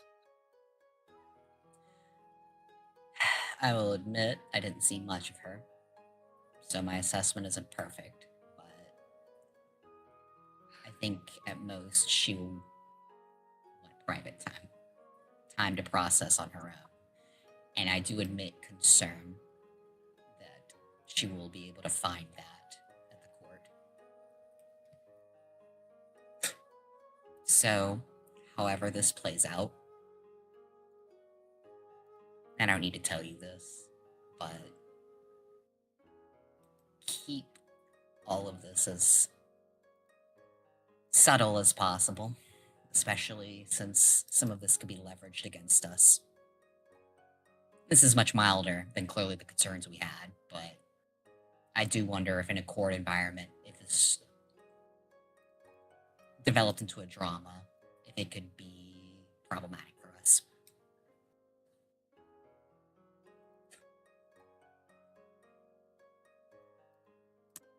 But I don't think Kimiko will be the source of that drama. Sorry, go on. I am not one for drama either. At least, not when it comes to my. Well, such personal affairs such as that.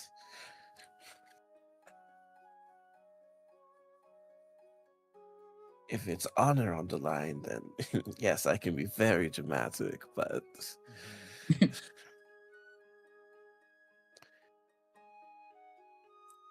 something such as this, well, unless I feel I've been done wrong, even then, it will be handled, just not publicly.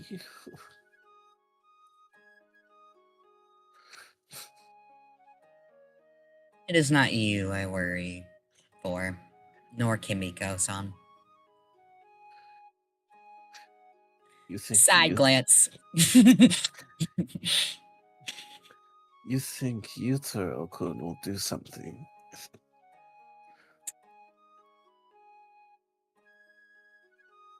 I do not necessarily think, but I worry.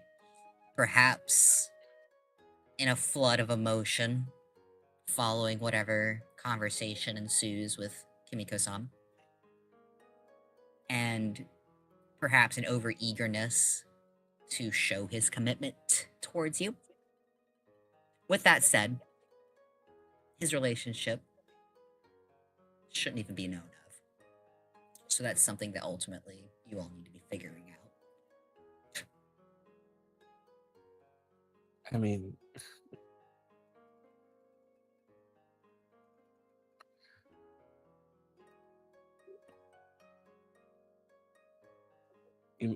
sorry, are you saying my relationship with Yutaro should not be No, known no, of, no. or his relationship with Kimiko? Because that is the one that is, His to with put it Kimiko-san. to put it lightly, was already kind of. Well, your own brother's fiance. I don't. We're on the same page. It's not your relationship. It's his former relationship with Kimiko-san.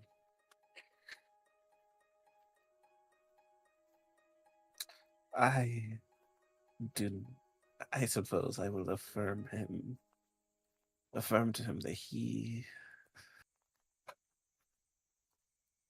I do not need any grand gestures from him.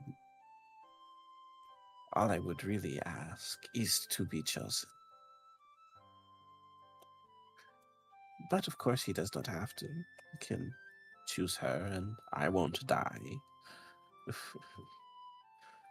Neither will he. You're far too in your head about this. I can speak with almost certainty that he's choosing you.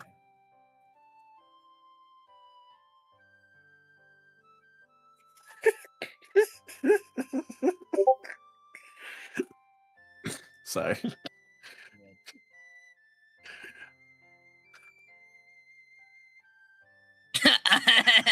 I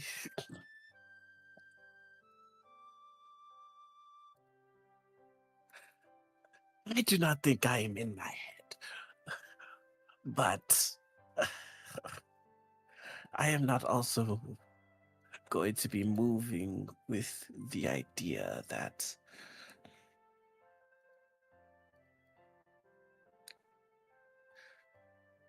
I need to hold back anything. I intend to move with the expectations that I will not be disappointed. And if I am, well, that is a dagger I will simply have to overcome.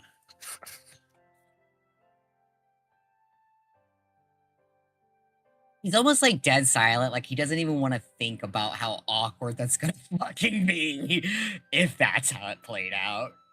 Like he's like, I don't even want to fathom that reality. It's like, Ugh. I don't like that. That's not real. Yeah, yeah.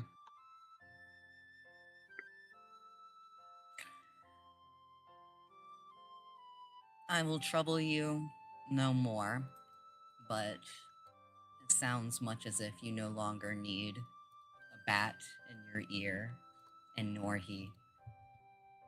And I will sit myself up, stretch my little joints, dust off my knees.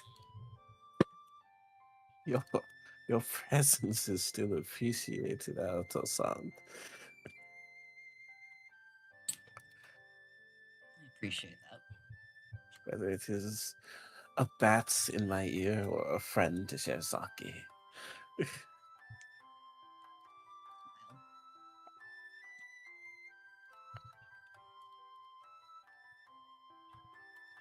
I think this is good times to come going forward.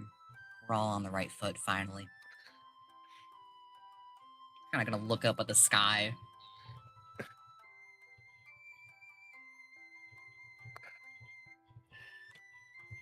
I think it is good to be optimistic. It's a choice. There is much darkness ahead of us, but I think us capable of overcoming it.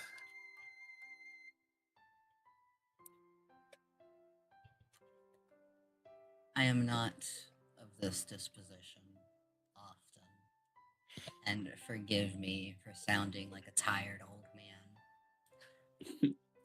But as the night grows deep, I think there are always those lights in the sky that will continue to guide us, and we only need the eyes to see. And I think our sight remains true at this point.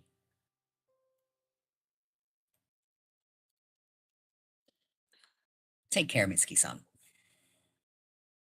You as well, Alto-san.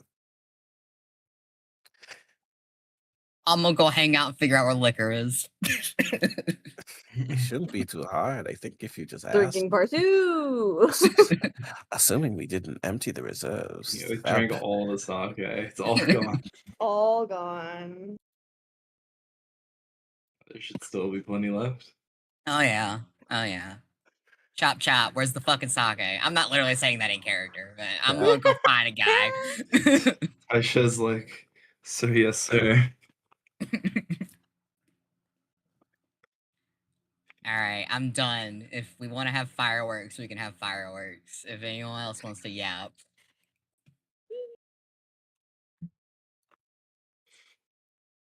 I had to check in with my girl, alright? Of course. No, I understand. There. Alrighty. As last of our daylight. Wait, DM, It's the away. music. The music. Doing it again. Is that the same? First fucking 10 minutes. Hates it. Why it be like that? After it You hear loops, now? sometimes it doesn't re-loop the audio. Yeah. Yeah, we're good now. Happened to me during a session yesterday. Hmm. What are they doing to YouTube? We know what they're doing to Crimes. YouTube. We already know. I know what the agents are Um, doing to YouTube. As the night falls, stars emerge. It's a cool night. Not quite cold enough to see your breath,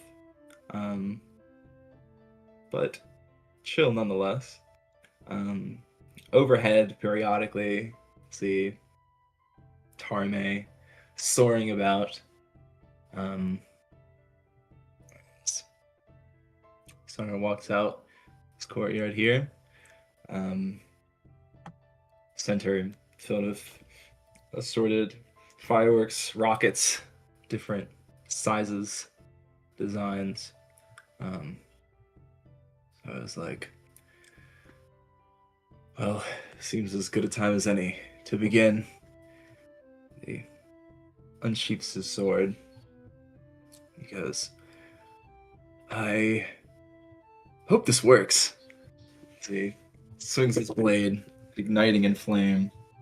The flames jump from his blade onto these wicks, fuses that begin to burn. After a few seconds of sizzling, first rounds of rockets begin igniting, shooting up into the air for bursting. After round after round, rockets go up. There is a sense of calm, sense of reflection. To many of you, this is a place you've never been before. To some, this is a return home. And to everyone, this is the beginning of a new unknown chapter. You gaze at these fireworks and see Tarame soaring around, weaving in between the blasts, the light bursting, reflecting brilliantly off of his scales. It seems like this blazing streak coiling throughout the night sky. It is almost certainly not a sight any of you have seen before. All the other Lion Clan samurai are silent in awe as this unfolds. And as the last of the rockets fly up and burst, there is a quietness, the peace that falls over the courtyard that perhaps you've not felt for quite some time.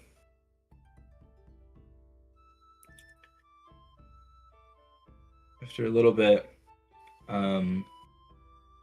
Tarame soars down. The cool night gives way to the emanating heat of this massive dragon. You see, comes down, floating probably about 20 feet off the ground, looking down over this courtyard as his voice booms out, echoing off of the mountain face. Ah, that was quite spectacular, Masaru. You do not disappoint. Yes. So I was going to bow. Tarame. Yes. Thank you. You honor me with your words. Tarame sensei. He pauses before saying that. Tarame goes, but not for much longer. As he turns towards the rest of you, the other samurai here. Soon, Matsumasaru will take up my mantle and become the dragon of Mount Tarume. As Tarume says this, looking out to the men that are here in the courtyard. A look of just confusion goes over their faces, taking over just the like awestruck disposition they had before of fucking dragon appearing right in front of them. And Masaru is sort of scratching the back of his head, and is like, yeah, about that. And see Taisho falls to one knee, bowing his head, yelling out, "The dragon of Mount Tarume." And two other samurai behind also drop to a knee, bowing their head, chanting the same. You can see Masaru's like visibly like half embarrassed, half like, all right, cut this shit out. And then It's like, Yutaro will raise his hand up to like quiet down the cheers. And then he'll look at his brother. And then just repeat the same. For the glory of the new dragon of Mount Tarume. He will cheer with them. oh, cheer. I was like, all right. Our job here isn't changing. Get over yourselves. As you can see, looking askant. But ultimately, after a few seconds, you can see Masaru smiles.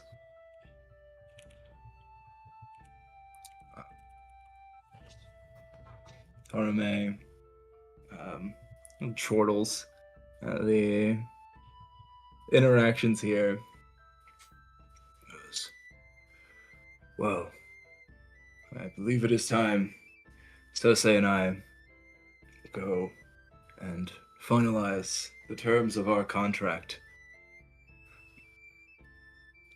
Until our quest is done, one way or another, this is the last you will see of me. So deeply bows. Tarume. Other samurai do as well. Yes. Tarume will go. Very well. Sosei, follow me back up to my lair. There, we will finalize the contract and perform the ritual. As Tarume, this glowing light, launches back up into the sky, flying off back towards his lair.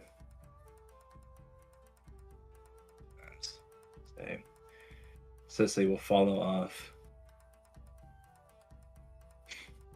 to conduct this contract. Back here. Yeet. Cool.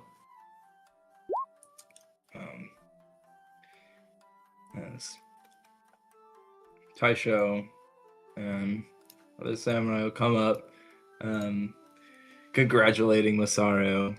Masaru's like, all right, get some sleep.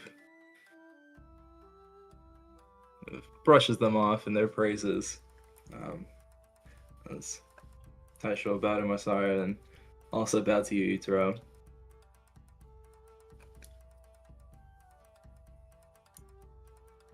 Where they head off.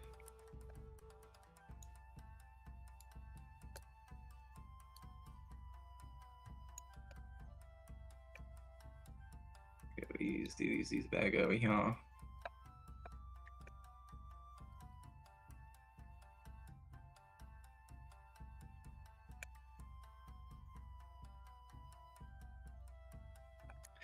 As the courtyard here clears out, Saru sighs, goes, well, that's that then. Once Cersei is done and he returns, will you all be off?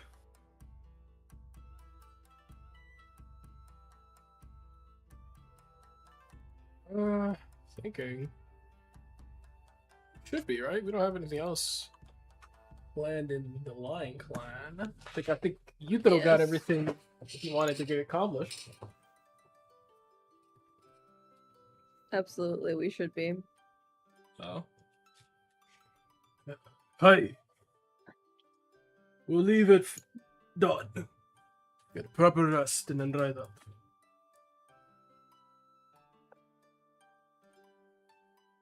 Saru nods. Very well. Any drinks before any of you go? Won't Hey. ever say no to a good drink. Oh, Misky of throws up. course. It's your hangover.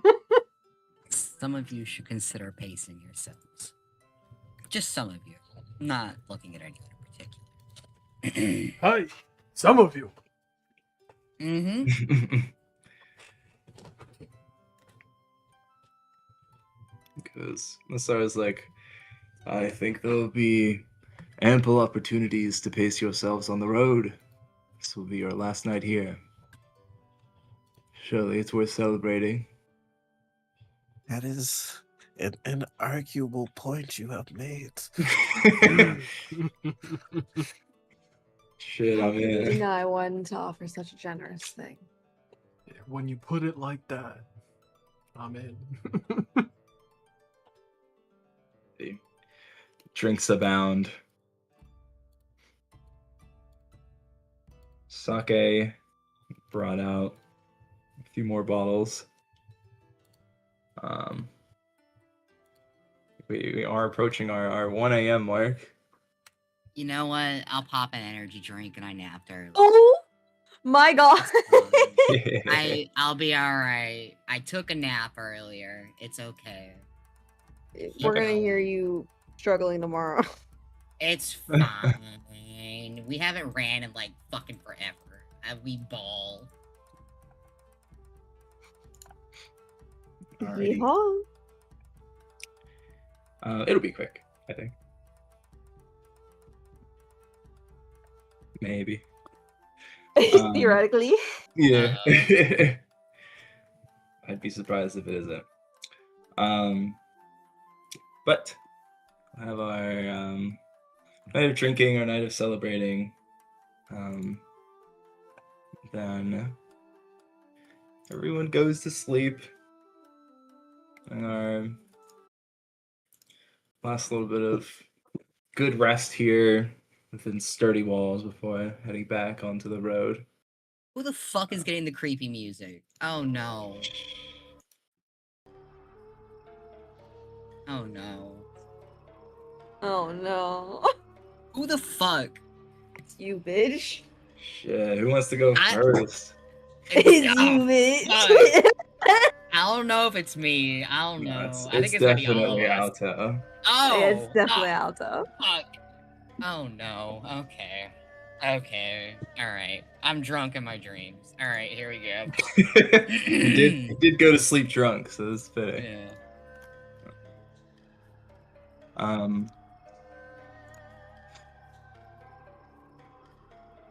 Wait, where should I bring us to? Dreamland? This is the Yamato Orochi music. I don't like this. He got his own theme song. Well, someone's got to get it now. He's fucking No. about to make a few less appearances. It's you. Oh lord. Okay. My hat is on. Literally. It is. Let's go. Since some Dreamscape. This is not an actual map, but It'll I work. think it's more fitting than the outpost.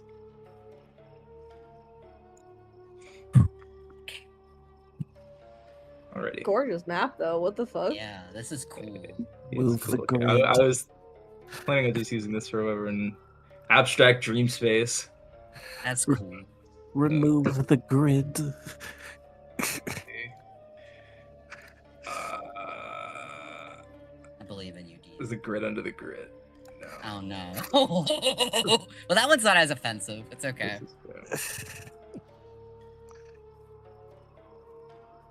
Later, you'll survive. It's okay. No, this is perfect. Okay. Alrighty. How's ho, my dear boy? DM, What? what do you fucking want from me? Let's go. Only your time and attention. You have it.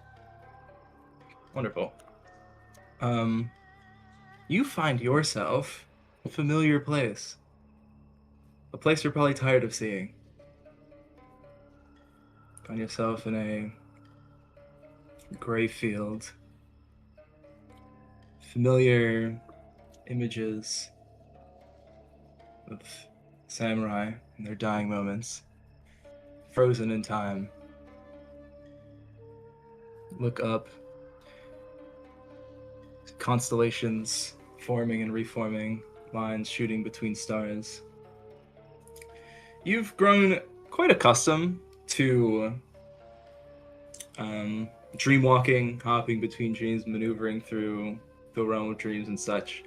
Pretty quick for you to realize when what you are experiencing is not real.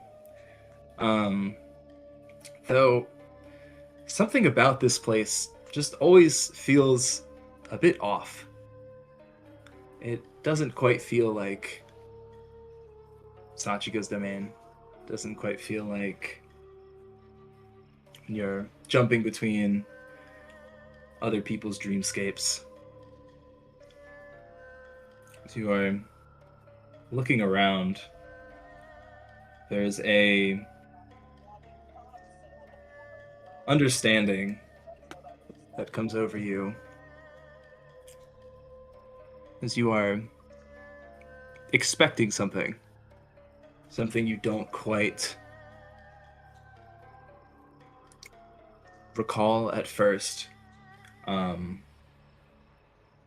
then for a very brief moment, you hear what appears to be like some sort of a drum beat far off in the distance for a couple seconds, and then it fades.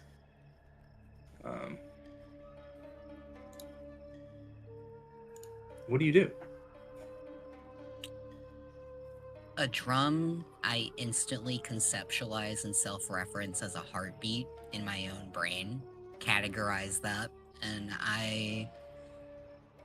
within this dream space, when I think of being at a location, do I simply find myself there, or do I still need to walk? No, not at all. Okay. Well, not at all to which. You don't just find yourself at locations when you think about being there.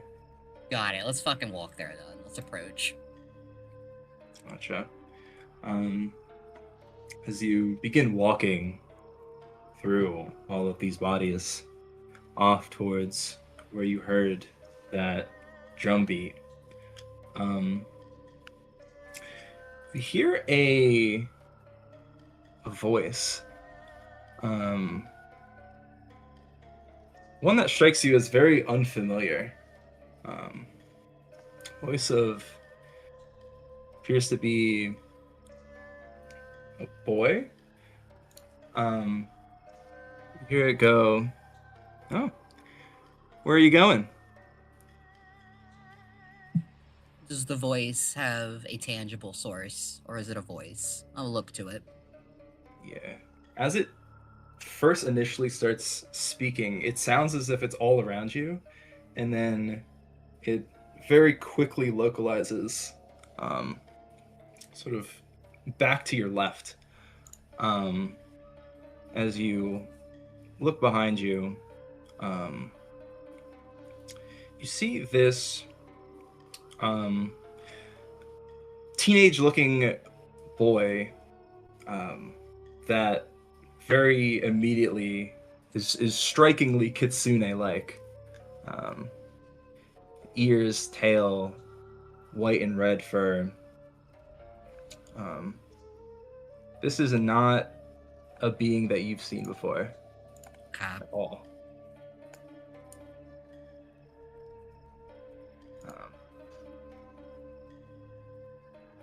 Actually, have a picture for our boy. Forgot about that. Okay. Oh, God, it's been so shit. long. New It's been a NPC long unlocks? time. It's been so long. My sincerest apologies. You are forgiven, fair Dio. Token or portrait? Probably portrait here. That makes more sense. Oop. Will he show up?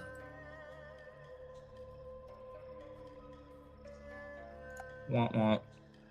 Uh, Oh.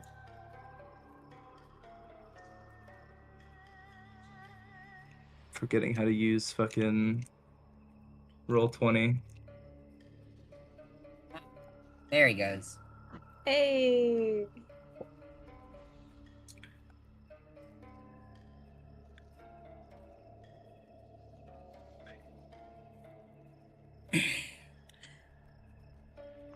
I well know not to trust visible signifiers of age. I accidentally closed him in the process of opening my notes. My quick assessment is how many tails does he have?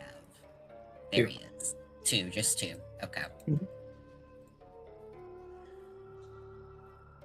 Mhm. Gonna look to him.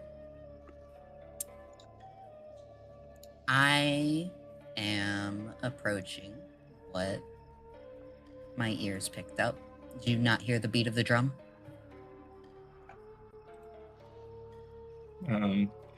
As he is walking behind you, sort of begins walking in the direction that you're walking in. As you can see his ears twitch. He goes, no, I didn't hear anything. Yeah. Stops after walking a few more paces. He goes, you're acting a little weird. You okay?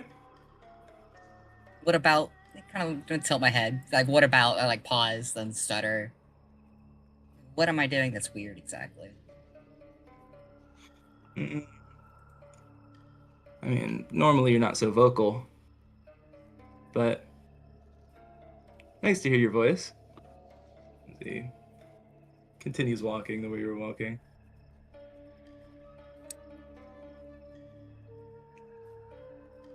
Under what manner have you?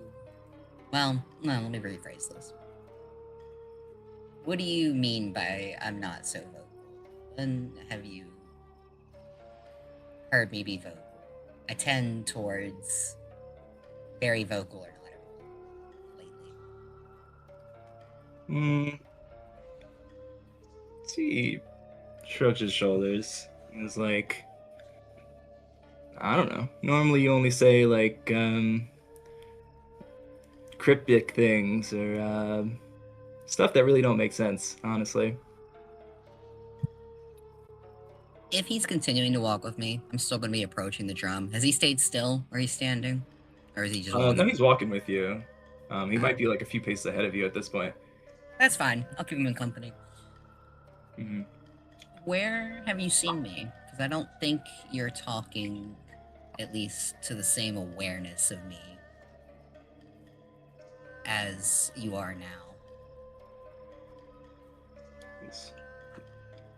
He'll sort of slow down a bit, like hands behind his head, looking back towards you quizzically, and is like, oh, is this some sort of game you're playing. You must be awfully bored. Shaking my head. I'm not inclined towards these kinds of games. I am speaking to you directly. Okay. Let's see. Keeps walking. It's like, well, you want some sort of mission right now? You got an objective with this new awareness you got? Yes, but I don't know if that's objective is particularly relevant right now. I'm just curious about what the source of what I heard is. Trying to understand this place more and more. Well, obviously, as he sort of like spreads his arms around and sort of spins around, gesturing at everything around him. Obviously, we're in Star of War territory here.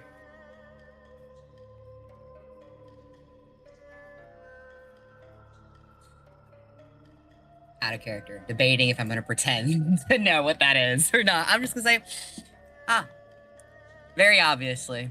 Nods. I mean, the only time you've heard of this, I guess, or knew of this, is back when you first got here. There were 3 stars that fell. One of them was the Star of Secrets, the Star of War, and the Star of Chains. I'll work with that limited knowledge. So, I must ask, I am a little uncertain why I'm within the spread of the Star of War. Any idea as to why that could be? Or you don't know? Well, I mean, if you're walking here, you tell me. Why are you here? Sometimes when I fall asleep, I wake up in weird places. I'm not really entirely certain why that is. Well, wake up, sure, quote unquote. You know. Fall asleep. Yeah. You don't sleep, silly. Tired little smile. But I'm gonna squint at this for a second. This Kitsune. Though I do not have a familiarity or awareness of him, I want to rack my memory anyways.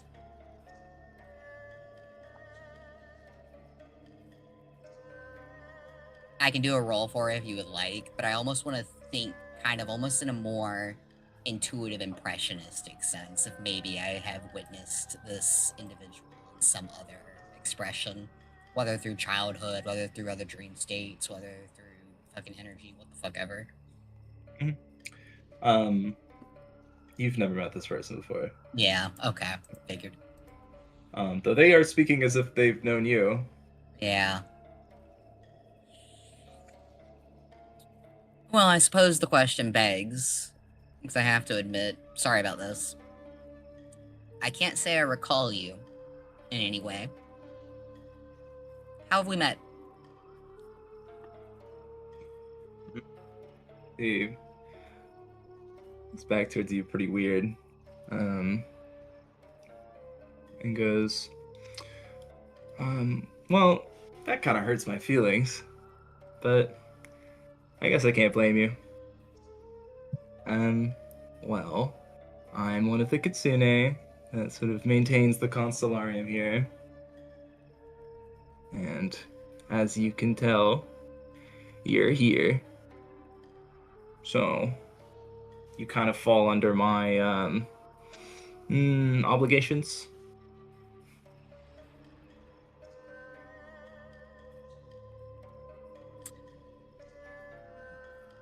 Tilt my head. Well, sorry that I don't remember you, genuinely. It's actually other Kitsune, other keepers of the Constellarium that I'm more familiar with. Well, only that implies as if there's multiple. But Only one in particular at this jurisdiction. He goes, well, since you don't remember me, the name's Kohaku. No need to remember it. Not important. So he turns and starts walking backwards in front of you. Looking you up and down. He goes, well, who do you remember then? Lord help me! Lord help me! Don't tell me. I literally wrote her name in my fucking notes, and oh my god. Oh my Tomoe? God. Thank you. All right, I was scrolling my notes really quickly. All right, I will say, would not claim a familiarity, but I would claim a knowledge of Tomoe-sama. Ah, Tomoe. He says that kind of like disappointedly. He's like, oh, Tomoe, okay. Yeah, she's good. Been around here a while. Sort of like looks up and around and goes, what was she again? Dokite tribe? Yeah, that's it. And he turns back around and is like, yeah, they're cool, I guess.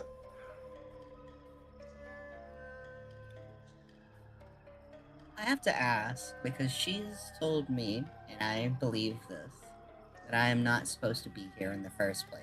And yet, you have been apparently keeping tabs on me being here. Or at least watching me in some way. What's your take on that? He turns around, looks over his shoulder again and goes, not supposed to be here. I mean, where else would you be?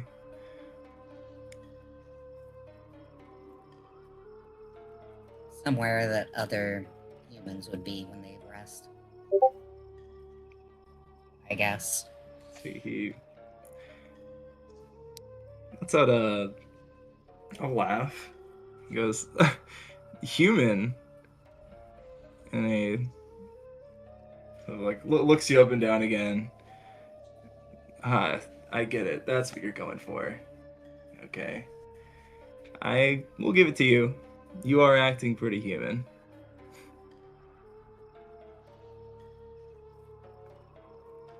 There is such a fight or flight nausea seizing his stomach right now at the sheer implication of what this is getting to. And he is deciding whether he wants to even ask anything or not. But God bless this man's soul. I'm sorry.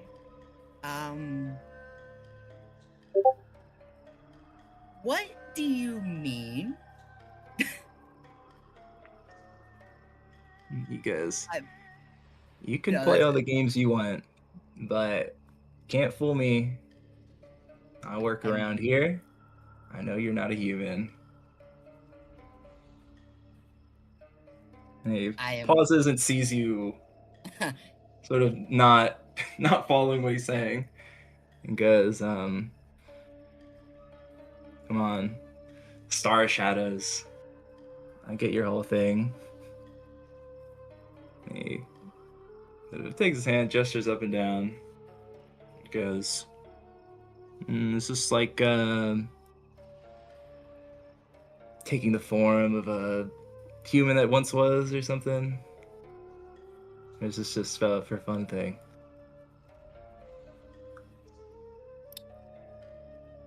I have a mother. I have a father. I was born human. I had siblings. And I grew up human.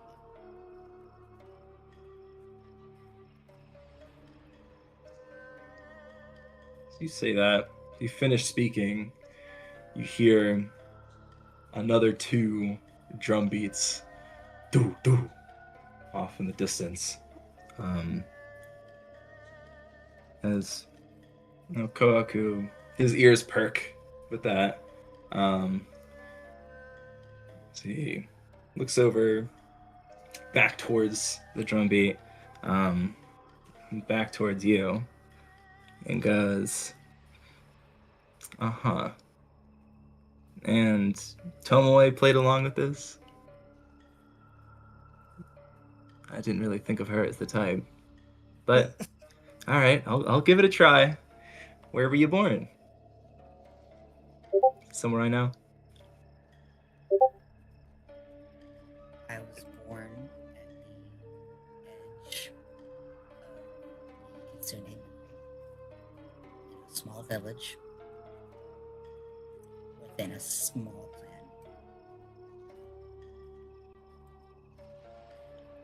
clan. See, as you say this, Kawaku genuinely begins to consider. He goes, that is a place I know. He puts his hand on his chin and goes, alright, I got it. If you're a human, then tell me something only a human would know.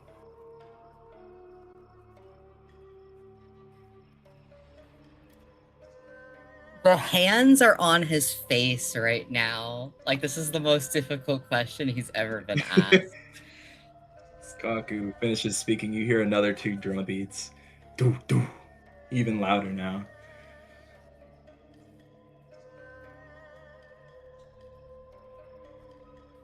I don't fucking know. I know what it feels like to. That's shit. That doesn't work either. That's not. He's overthinking this question, and it's very obvious. And he's starting to freak himself out. What? You said Star Shadow? What? What? What is that? His head. Star of Shadow. You know, like, there's the Star of War, Star of Shadow, Star of Light, Star of Binding. You know? Vaguely, but not in those specific terms. Okay. I know now.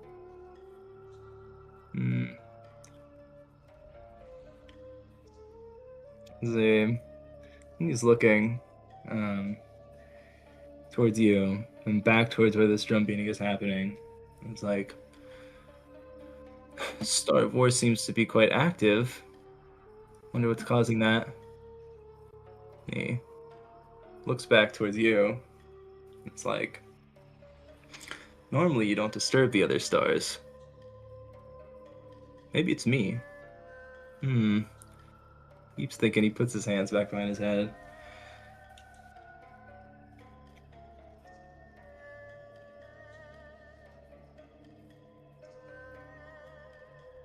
Alto is having a personal 9/11.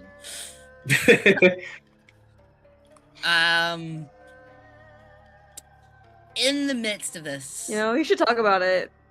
in the midst of the crashing of the, forgive the incorrect comparison, in the midst of the crashing of the 2 stars, the twin stars, if you will, he decides to focus on one singular objective, to focus and narrow his mind.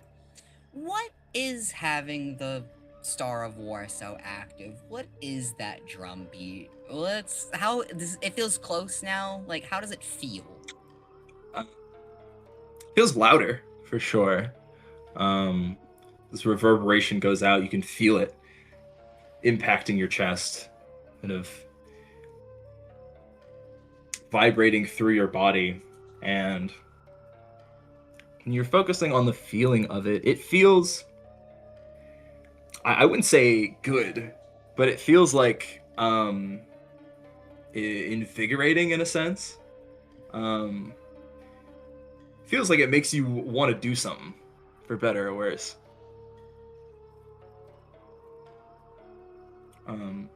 as you're focusing on this, as occasionally the drum beats will become more frequent, you can very slightly out of the corner of your eyes see some of the frozen samurai, their heads turn towards you in this very jagged movement.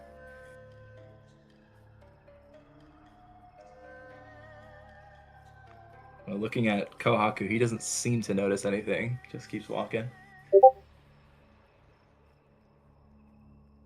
Forgive the old superstition.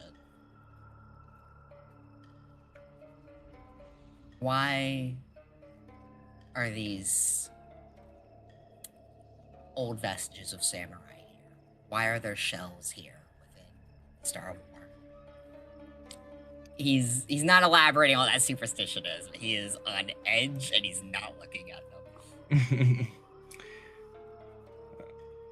Aku tilts his head and goes, I guess I never really questioned it before, though, you know, Star of War likes his bloodshed.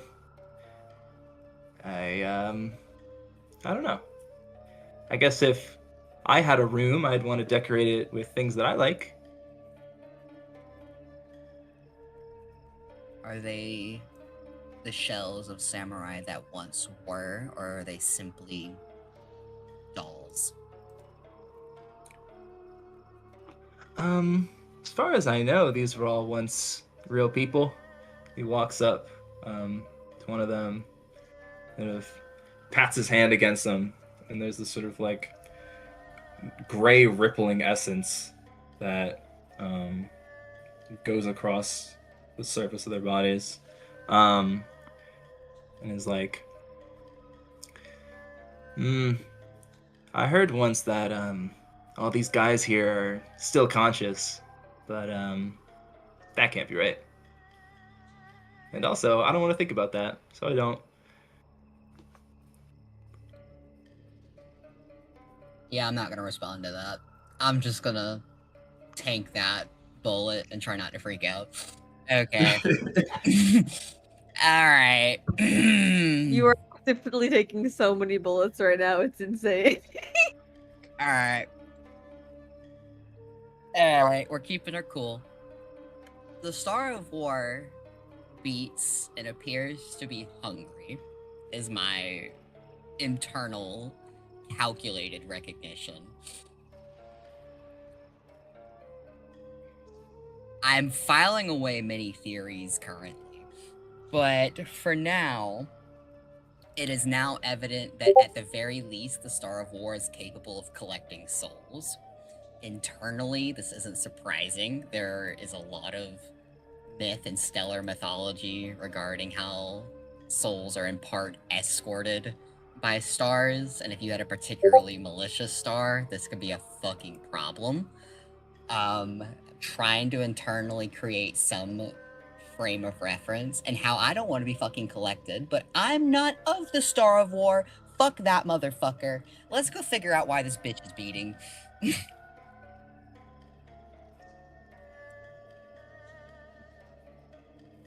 As the beating grows louder, there's a strange moment where you blink. Kohaku, seemingly in front of you, is gone. You blink again and he's back. As you look around, the samurai surround you. You'll blink. Their faces will contort, sometimes twisting 180 degrees to turn their heads to look towards you.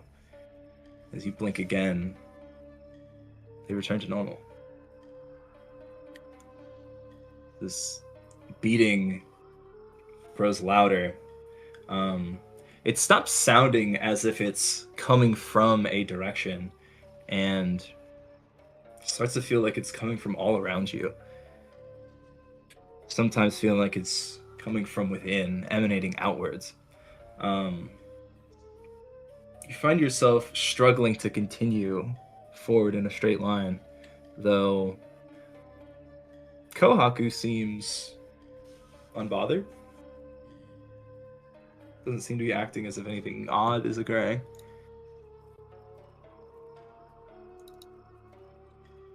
I like doing things I'm not supposed to. That make me feel bad. Because I feel stronger when I do that. My internal conception is that I'm probably in some way averse to whatever the Star Wars current is. But fuck all that shit. I wanna fucking know.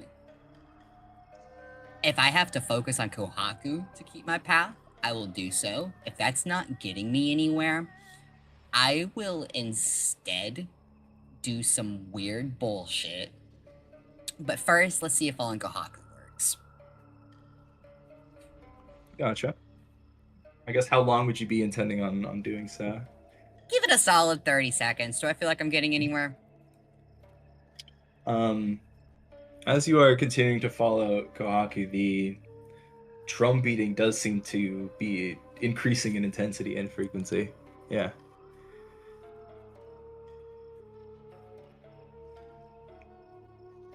No. Against my better judgment as a player. But live fast, die young, bad girls do it well. My chain hits my No, you got it. This is awesome. Alright. Alright, you know how it is. You know how it is. You know how it is. Alright.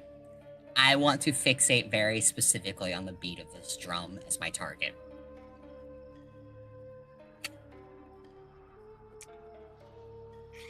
As you expand your mind,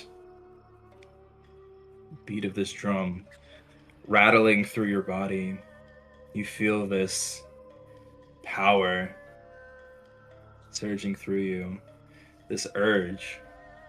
You open your mind, you focus on it. You hear the screams of war, battle cries, cries of those who are breathing their last. And as you begin to focus deeper and deeper, you recognize that these cries and screams are your own. They sound like your voice, echoing more and more. This whole sensation becomes disorienting as you are looking, trying your best to follow in Kohaku's path. But you blink, and suddenly a gray, frozen figure runs you through with a blade. Pain shoots through your core, your very being, along with the beats of the drum. It feels good. It feels right. As reflexively you reach out to this figure in front of you, grabbing its head and tearing it from its body. There's an intense euphoria that comes over you. As you blink again, the figure is gone, and Kohaku is yet again calmly walking. The area around you emanates with this blue glow. So you're expanding your mind, focusing on the beat of the drums. You hear a distant cacophony of voices, all your own, that all ask, "What is it you fight for?" As Kohaku stops, ears twitching, he turns and looks up. You follow his gaze. You can see up above this blue burning constellation. See a sword wreathed in blue flame up above. You hear this cacophony of voices. If you do not answer, hear it chanted again. What do you fight for?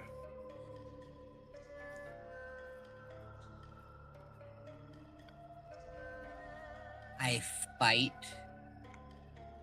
to right that which I never did. And I fight to know.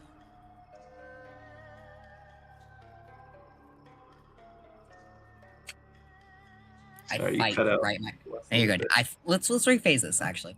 Hmm. I fight to right my inaction, and I fight to know.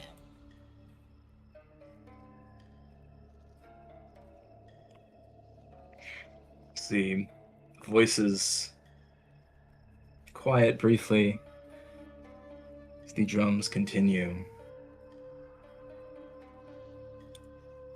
That path is soaked in blood.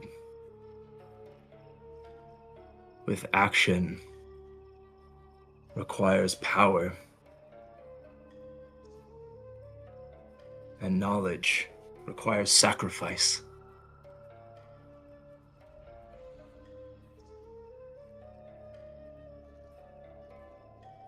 Neither subjects are abhorrent to me. What did you say? Neither of the subjects are abhorrent to me.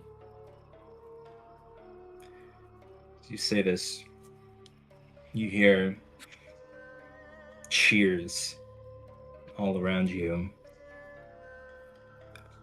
You are simultaneously aware of the cheers of victory and the massive amounts of bloodshed that is required to achieve such. As you feel this, you feel powerful. You feel like there's nothing you can't achieve if you are willing to do what must be done. You There hear, is. Oh, sorry, go ahead. you hear Kohaku. He's looking up. He's over at you. And he goes, "Oh, hey, Star War. Cool, right?"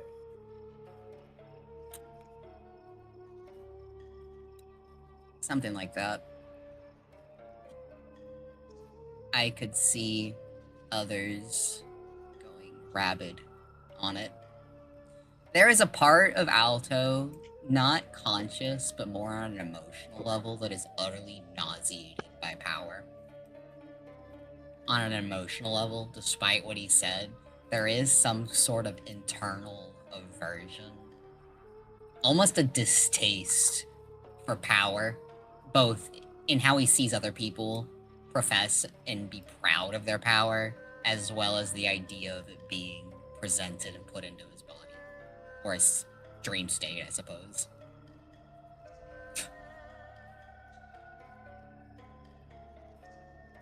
You're considering this. Lots of power. You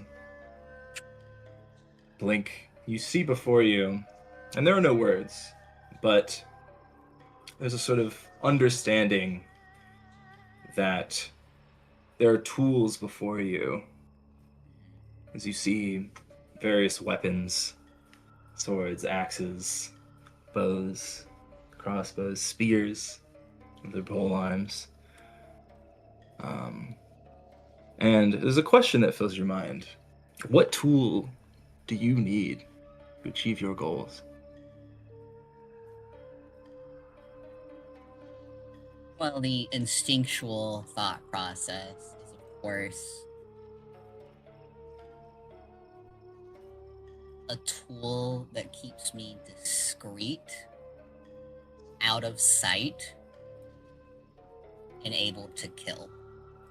The second thought is a tool to comprehend and properly navigate this realm at large and the larger complex realms. I kind of occur concurrently as of almost like urges of like, I need to make sense of this fucking place, and I also need a tool to cover my tracks if I ever navigate things here.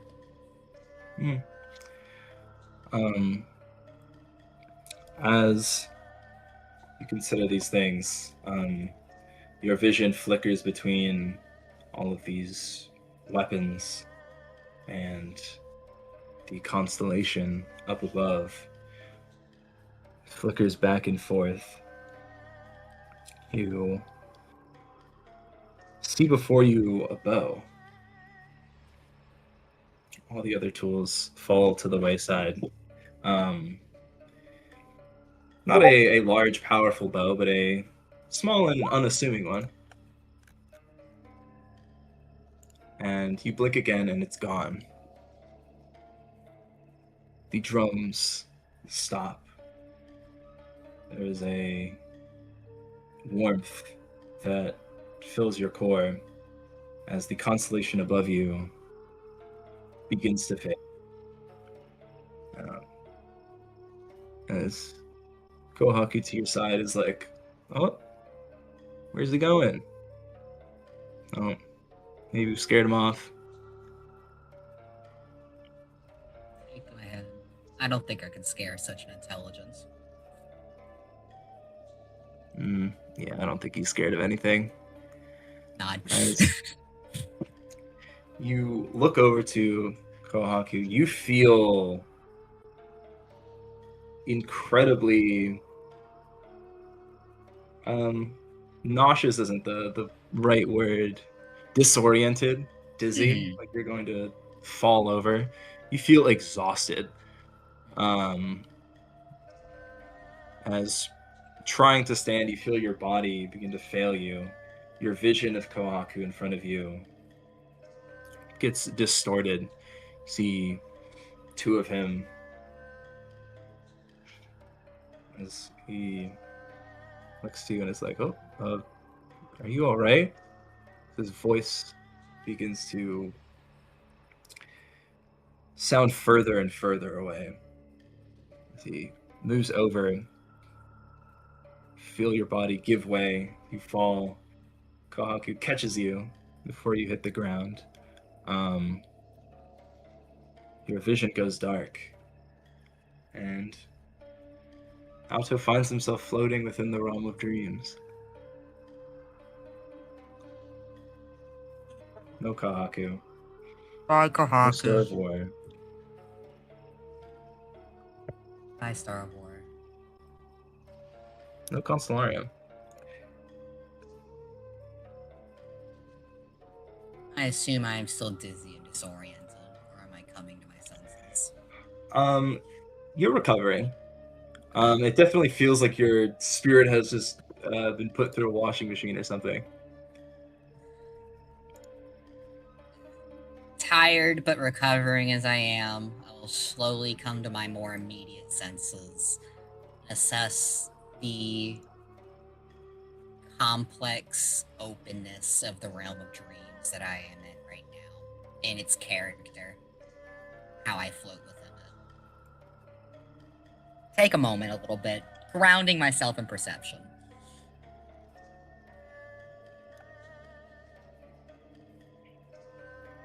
Alrighty.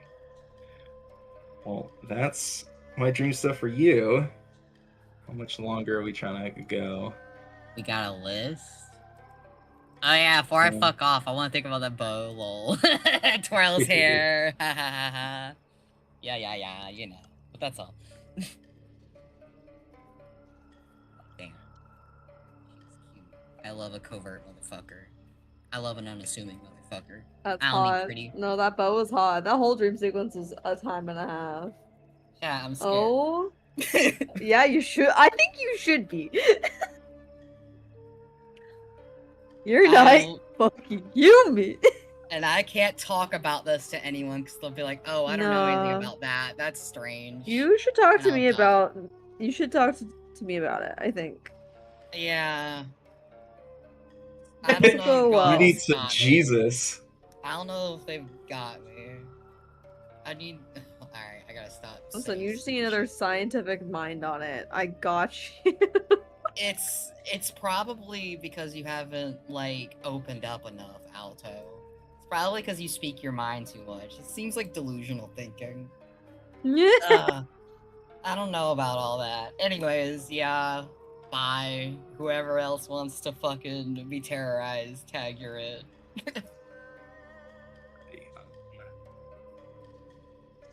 Okay, Alto, I got this handout for you. Oh wow, there's one of those. Whoa. Oh shit.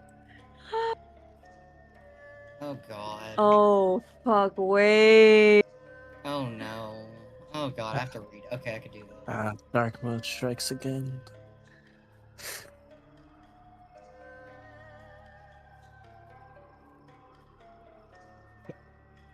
Cool.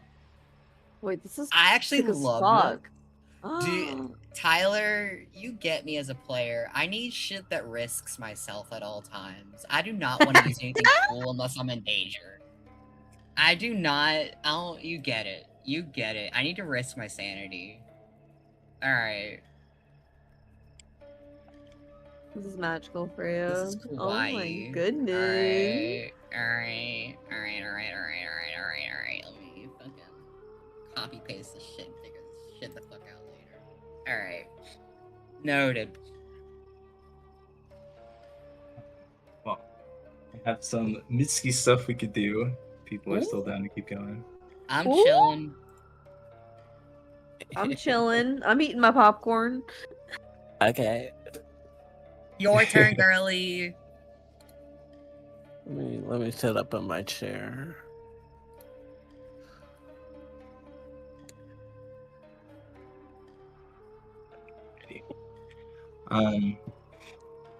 Mitsuki, you find yourself Keeping in, the same music. you know, what else? Summer Festival does not fit this at all. No, this is fitting. I say, knowing nothing of what's about to happen. Yeah. It's some ice shit. I might have a song. Let me. We got a Mario Ice Level song. No, buddy. Oh, I mean. How the fuck's with this though? Yeah, I think This this works. seems correct to me. But if you got something else, Vibes. No, this is good. Go off. okay, cool. You find yourself in a place you've been before. Mitsuki, you've had a decent amount of experience with your training in the realm of dreams. And presumably, just like every other night, you'd be trying to make your way towards Sachiko's domain. But you find yourself in a narrow path on a cliff face in a snowstorm.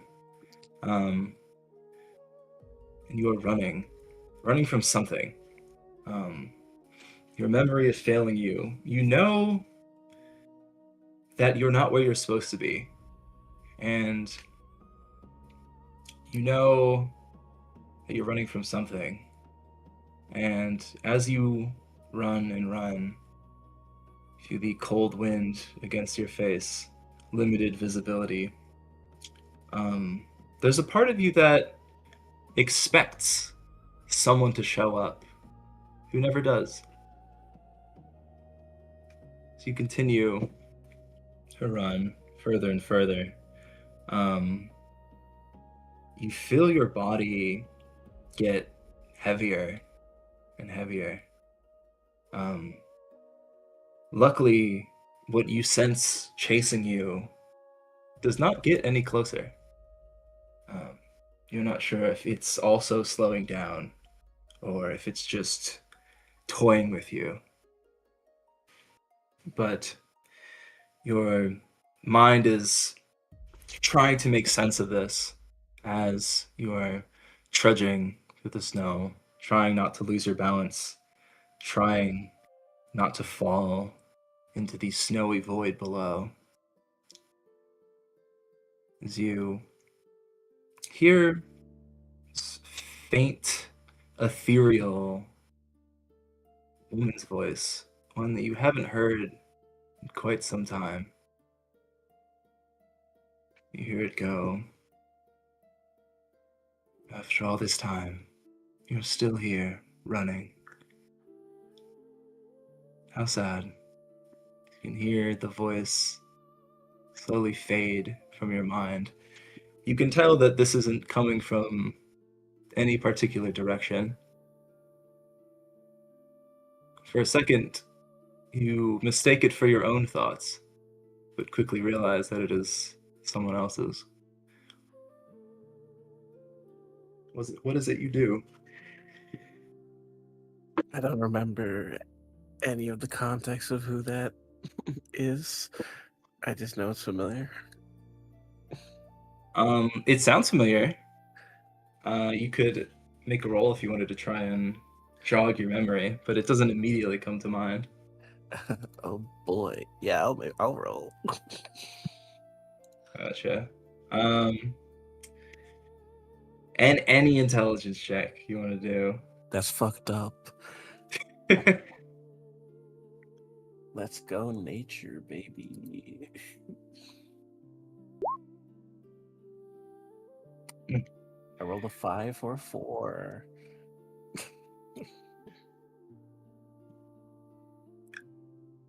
Yeah, in that the case- voice, it sounds familiar for sure. In this frenzied state, you don't really feel like you have the mental capacity to really focus on who that is. You have a lot on your plate right now.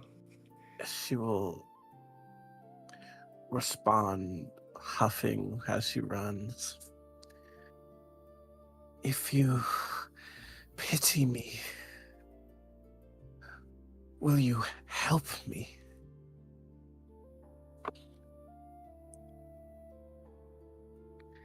You pant out these words, continue running. It isn't for another 20 seconds or so before you hear the voice again. It goes, "Help you. I've already granted you all the power you could need. I cannot save you from yourself." As you hear this voice speak to you in this fashion, you start to focus in on the feeling of these things chasing you. And if you really focus, you can start to feel them approaching from every direction, but simply most strongly from behind you. As you hear this voice say that they granted you power, images flash in your mind. A beautiful woman with extremely fair skin, dark black hair, staring you down. This feeling of weakness comes back to you. Helplessness, if you will, for a brief moment, before the cold jolts you back.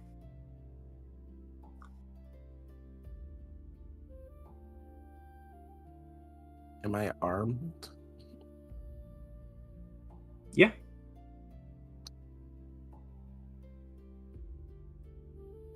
Can I force myself to stop running? Yeah, absolutely. If you'd like to stop. I know it's all around me, but it's coming strongest from behind. Can I see it if I turn and face it? Turn around, staring down this presence. Nothing appears. There's only this sense of dread.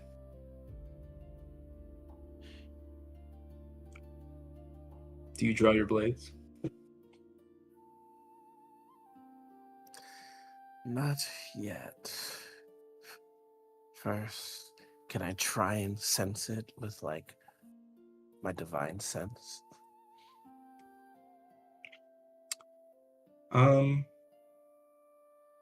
You can reach out in that way, yeah.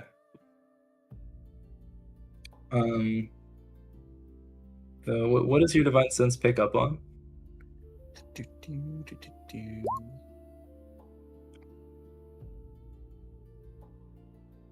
Celestials, fiends, or undead. No Fae is crazy. You reach out with this sense. You can feel something all around you. Not something that you're familiar with, though. As you try to expand your awareness beyond what you can see, you don't sense any sort of danger or other creatures, but you just feel this heaviness, this weight within. It is something that, when you focus on it,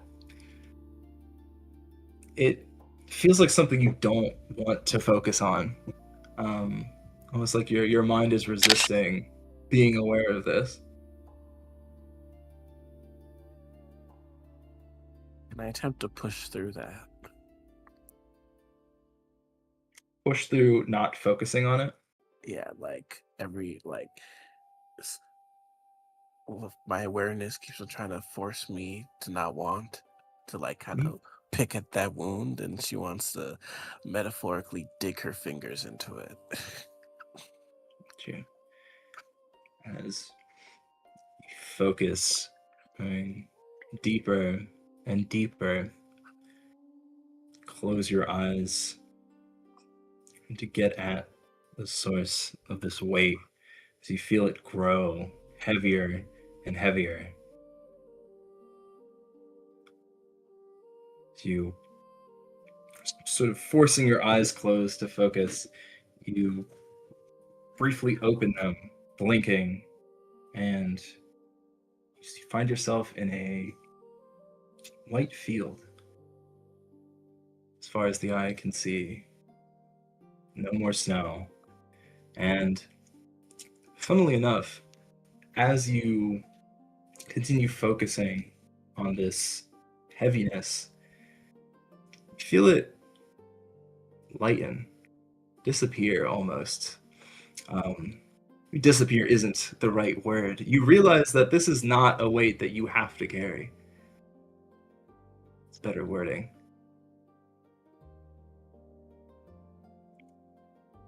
And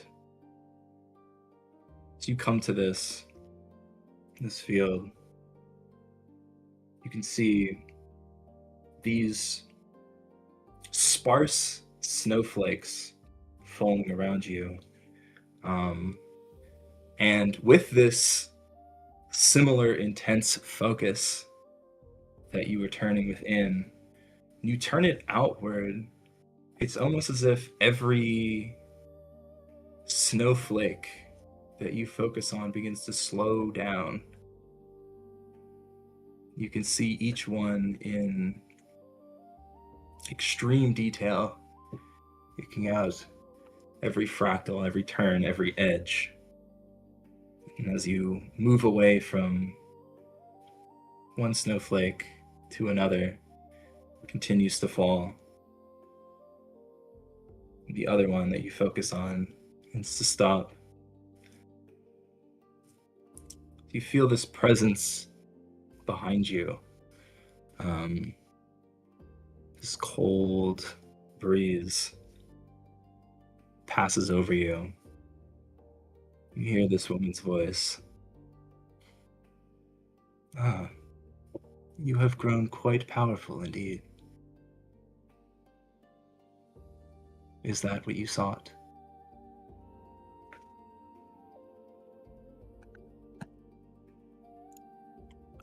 Still no memory of who this is.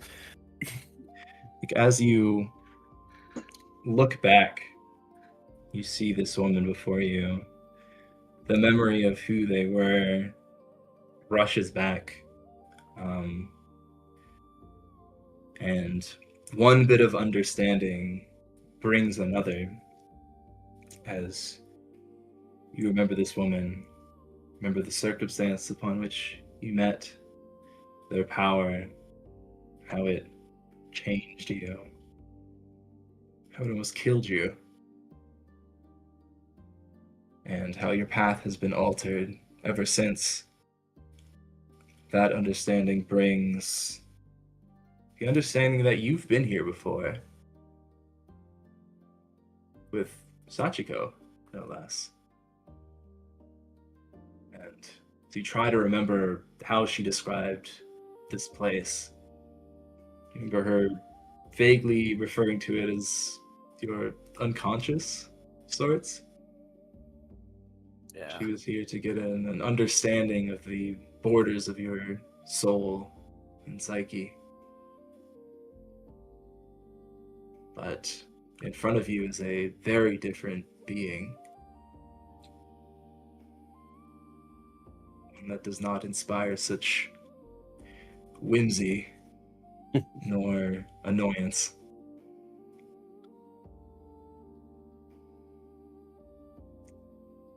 I should sort of think before answering the woman.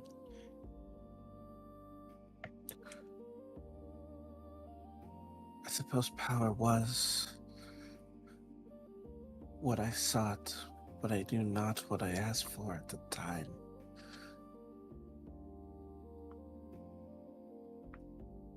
She very coldly continues to stare at you as snow around you begins to increase in frequency, slowly, not ever to the point where it's obscuring your vision, but very pointedly you can tell as individual snowflakes begin to cross through your vision, and they begin to slow down. You get this weird understanding that, like, all of these snowflakes are falling exactly as they should. I don't know if that's coming across as how I'm intending, but as opposed to the seemingly random buffeting of snowflakes that you may have experienced many times up in the mountains in the Dragon Mountains, there's just this sense of feeling like you get it, you know? Yeah, like when I see the snowflake, I understand where it will lie. Exactly. Yeah. As this woman continues to stare at you, and goes, "You sought strength, as many do, and yet, is it not ultimately pointless? No human can fight against nature. They may fight amongst themselves." She takes her eyes off of you, looking out at the landscape. Is that what you are after? Power over your fellow man? Or do you seek to protect those that which cannot protect themselves?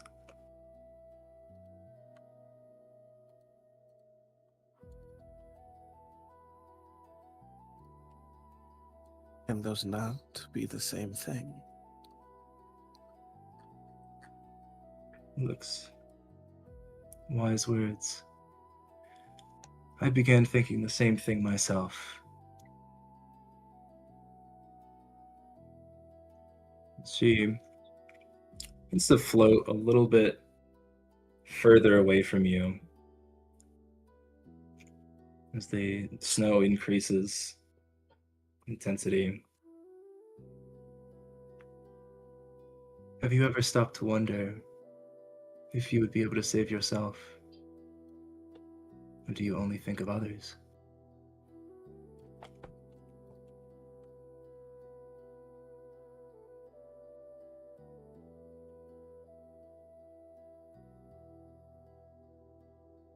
That sort of gives her pause.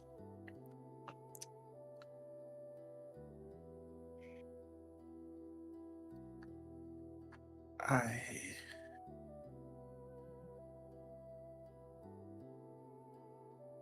cannot save if I myself am not safe. If I'm not strong enough to defend myself, how could I be strong enough to defend others? But you are only thinking of the physical. There are many humans that have come across my path.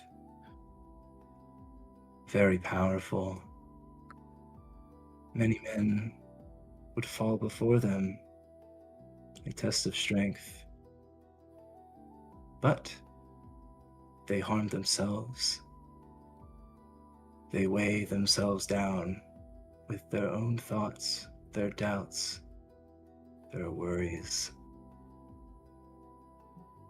That is the unseen blade that will draw your blood from you when you least expect it. Your test. I did not consider it one of strength. At least not, as you say, physical. The child needed to be protected. And protect it you did. As the winds pick up, the snow around you begins to buffet you. So you feel these sharp twinges of cold. And she goes, there are many that would extend this sort of gentle protection towards others, those that they deem need saving, and yet would never extend that mercy to themselves. And I think that is the greatest tragedy. As the snow around her begins to obscure her form, you very quickly are not able to make out more than 10, 15 feet in any direction. She goes, I think it's disgusting.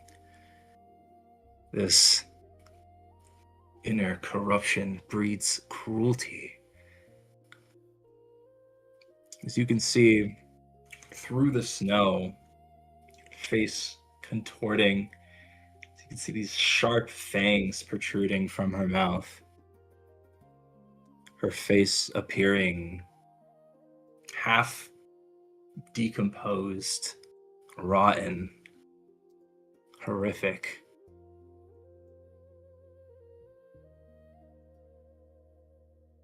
You hear her growl. Are you going to disappoint me? Are you going to disgust me as well?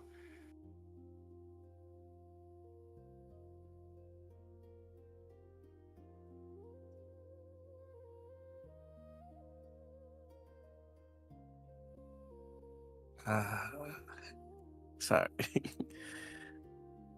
Can you repeat the thing that she said disgusted her? It was cruelty. Oh yeah. Was it this inner corruption, Yeah. um, which breeds outer cruelty.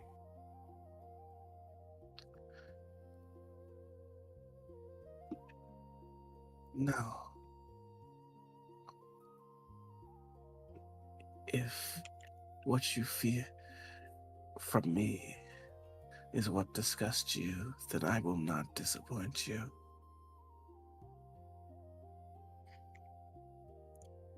You feel the wind pick up, this biting cold all around you.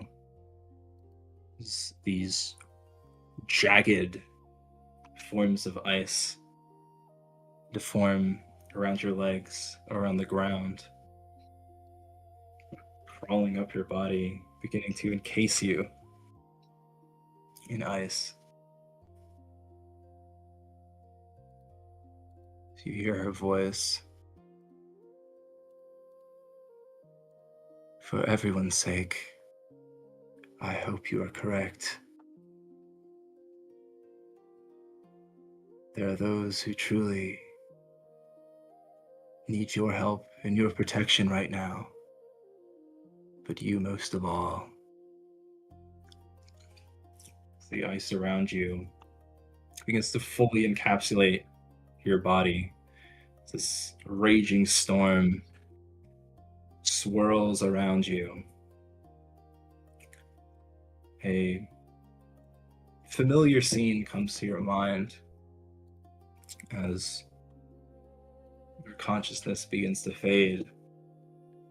You remember when you were first here with Sachiko, you pushing through this swirling storm and found a structure of ice. A woman inside, but that was the woman you saw before you previously.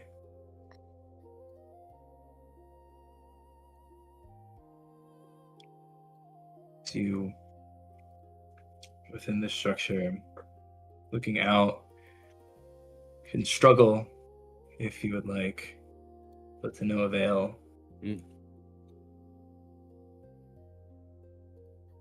And I think at this point, Mitsuki would probably be thinking about the fact that they're in the realm of dreams right now and what the fuck is happening and where's Sachiko's domain. You know? As you begin to focus more and more, the cold around you, though uncomfortable, is surprisingly bearable. You focus more and more. You can sense the presence of someone nearby as you open your eyes. You are within Sachiko's domain.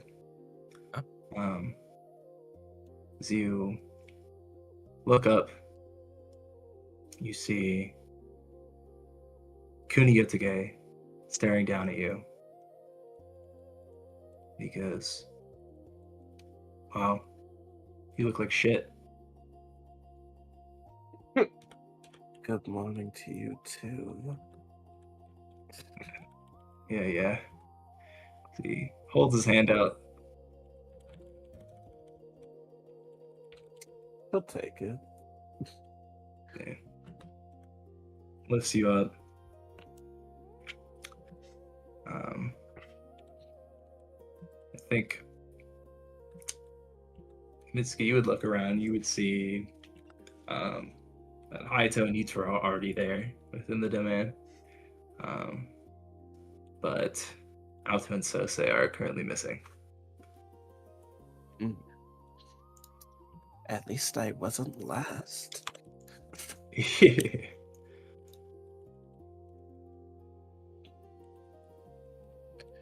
Yet you are late.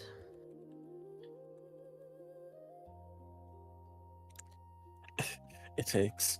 You can see Miski's face contort for a moment as if she was about to say something very rude, but then decides otherwise.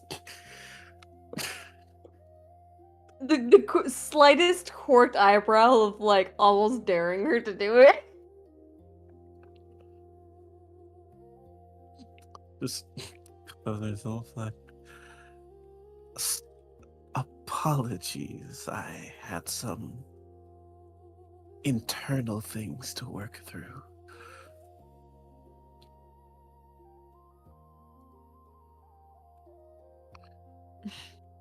You have nothing to apologize for. I'm only pulling your leg. Find anything interesting?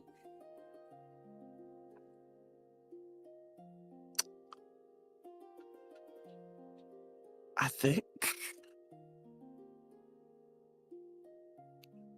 I'm not sure if I understood what I saw. Bunch of yokai nonsense. Yeah.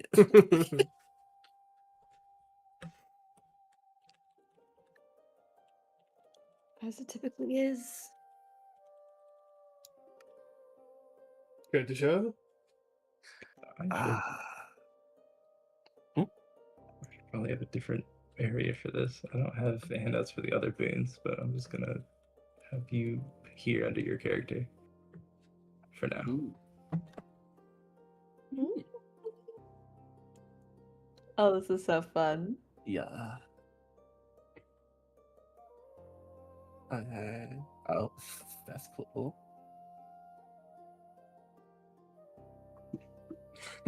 Cold shoulders, cool. That's awesome.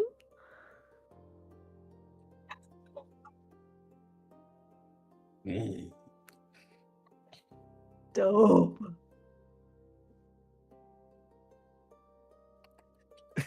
That captain's fucked up. That kata is great. Absolutely.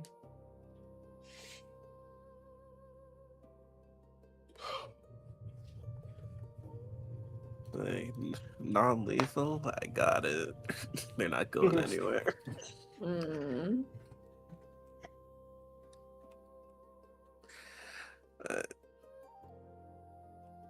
Miski would say, I think I'm becoming more attuned to the Yukiona's magic. And then she would start to explain what she saw.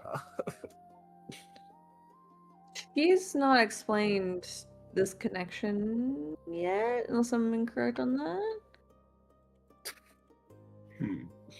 This feels like it's news to me, but it might not be. No, she's not once name dropped the Yukiona. Yeah. Okay, cool. I love not being crazy. Remember she asked Yutaro about it when they talked? Yeah, Utero knows about it at minimum. Yeah. Cool, great, awesome. Who? Ah. Right.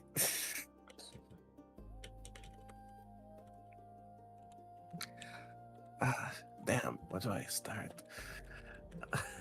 Oh, what a fantastic start. Just already pinching the bridge of his nose. Like, God fucking. Thing is, I swear I've explained this. That's the thing. It wasn't just to Utero.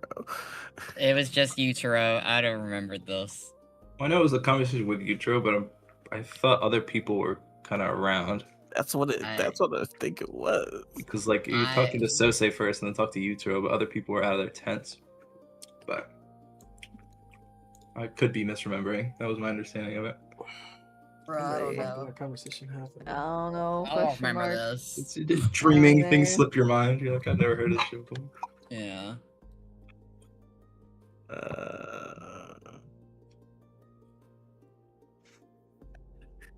Yeah, I've said that shit almost every RP I've been in with all of you people.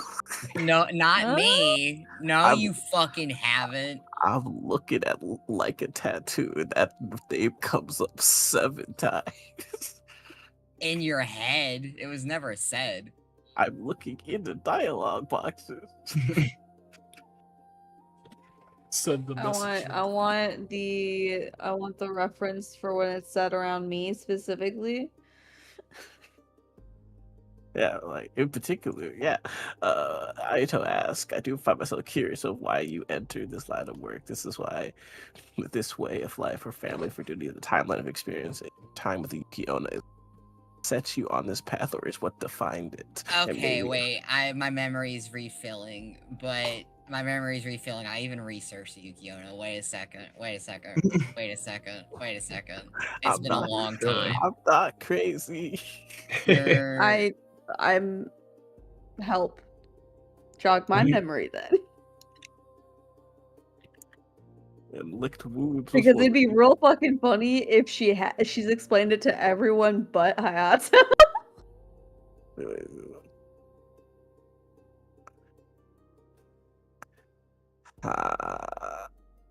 This is awesome. Ooh, uh-oh. I'm looking too. Uh-oh. Thing is, I just think I swear I swear I said it No. verbally at some point when everyone around. Look, but whether or not you it's said it fine. verbally, we don't remember now, It's motherfucker. fine. Yeah, no, it's fine. I'll reiterate. Yes. I am a practitioner of yokai magic. That I'm aware. And as such, my magic is fueled through a yokai, the Yuki-onna, the snow woman. I did not know of her as I should have when I encountered her. And there are legends, many, about her in different regions. But one such is she will ask you to fulfill a task, typically a test of strength, and if you complete it, you are gifted with powers. I completed one such task, not knowing what I was doing, and almost died for it. This is typical yokai fashion.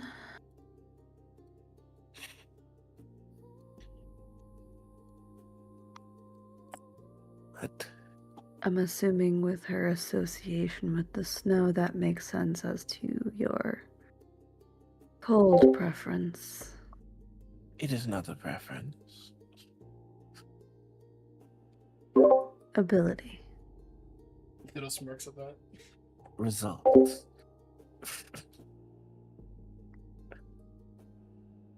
I used to be quite adept at working with fire, Kami. Now they don't approach me. Shocking.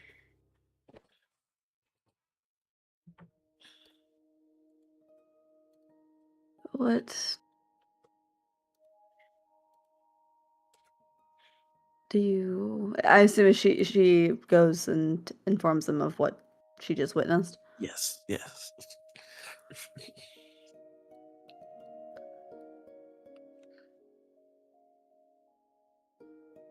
Hmm.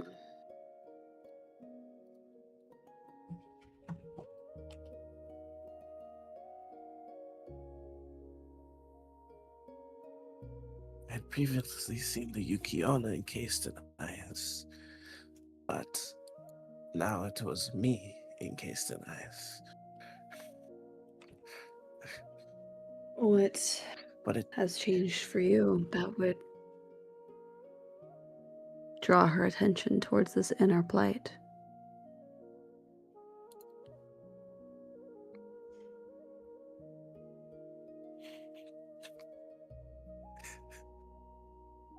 I have no idea.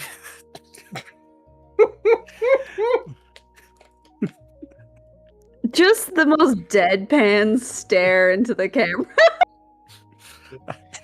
No, You Jigsaw, just- you fucking. Yeah, you did it like this ground really looks like ground today.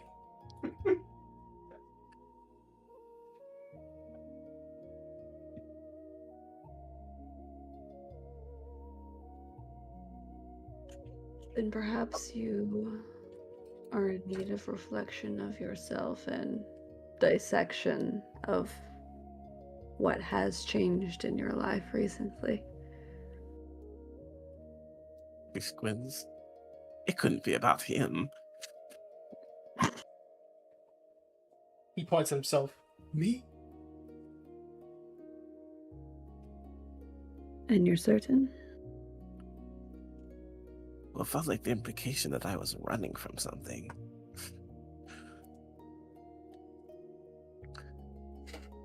It seems as if the implication is you're running from yourself.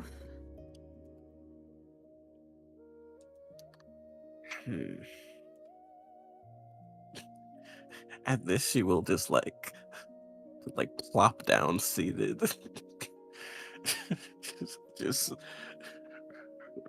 resting her chin on her fist, just thinking like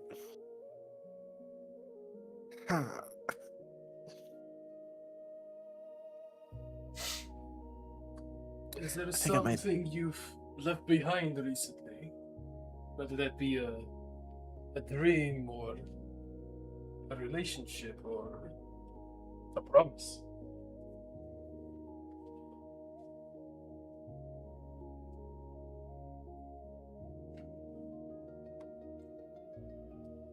I mean,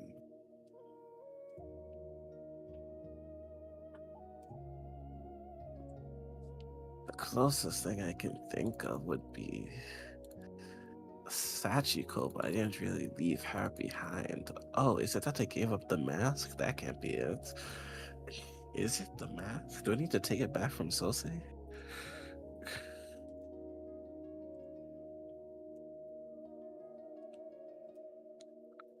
I don't know. I thought I've just been me this whole time, you know?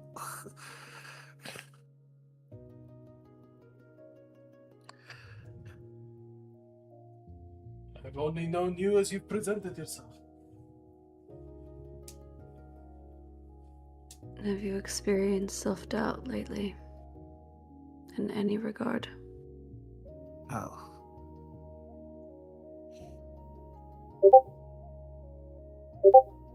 Like,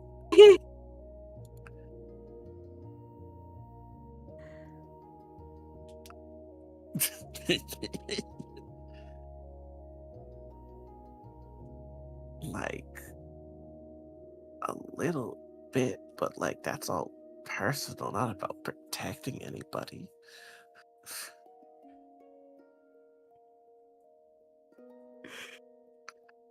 My friend, this vision seemed as if it was entirely personal and having nothing to do with another person.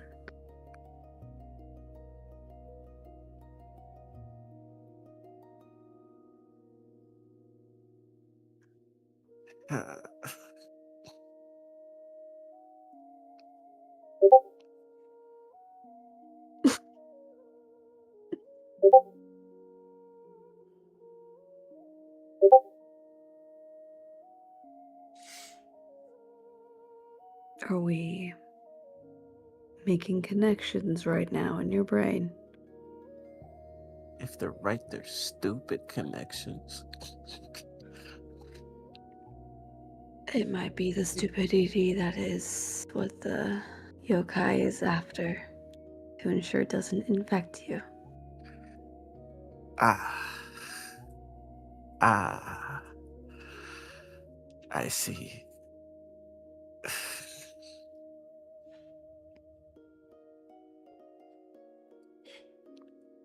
Ethan brushing his hand through his beard has no idea what the fuck they're talking about.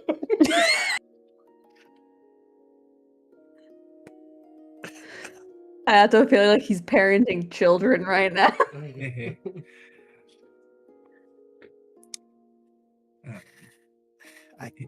in comes a wild. Who's that Pokemon? It's Auto. Well, about that. Well, I'll give it a second, but I'm not staying on the scene. I'm fucking leaving. Like, oh no, actually, ew. It's fair. Yeah, I mean, Auto, you can enter such. You guys doing whatever you want.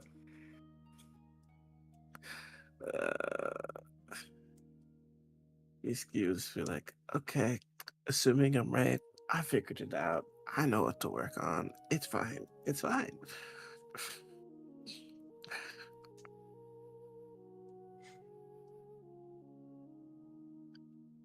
Is this Will you be something needing you wish help? to keep private? Yeah, I got it.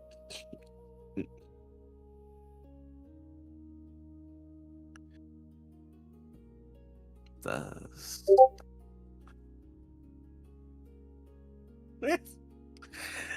it it does not need to be a group problem. I got it.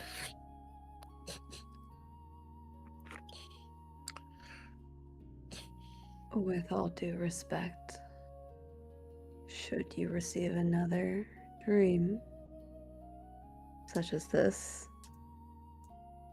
I will be making it a group problem. Yeah, okay, yeah. Yeah.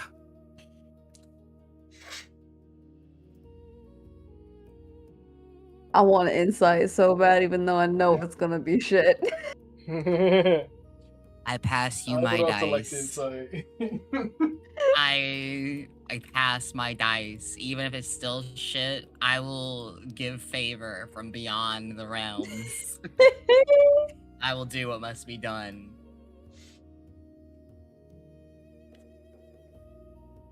Get out Fuck of is my these sheet? guys.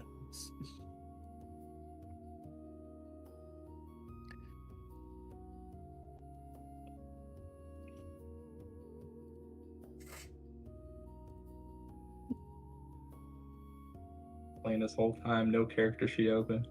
Oh my god. I've had What up have I until the done? beginning. Gotta be Fuck ready. you. Be prepared, bro. Fuck.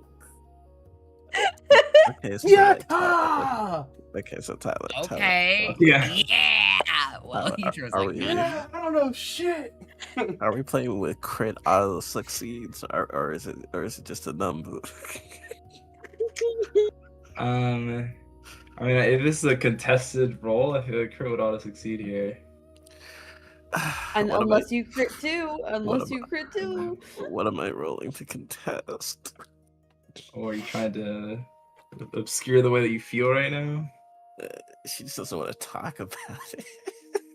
She's like, it's fine, it's fine, it's not a group problem. This is deflection. Sure. Well, I mean, like, you could obfuscation." not talk about it, but kind of wear your heart on your sleeve, you know what I mean? Yeah, Are you trying to not be read, or are you just like, yeah, she's trying not to be read. yeah, I'd probably say it's deception. Or performance? I'll take performance. Go for it. Doesn't matter. That's a crit. got close. Got close. Now, what if I use this new cool cold shoulder feature? What then, Tyler?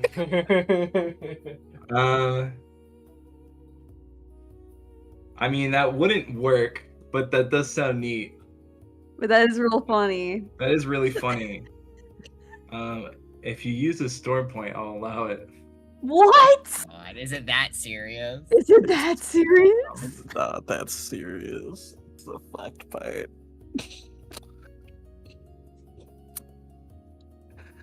But Even when Cham We can talk later. succeeds. I can't not Wow. allow to succeed. I'm not using it. I'm not using it. Okay. Ethan, But will- he puts on an impeccable performance.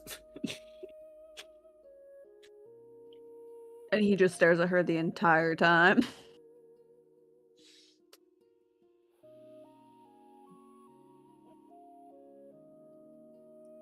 No, refuses to make eye contact. Just like until like a good 35 seconds, he goes, "What?"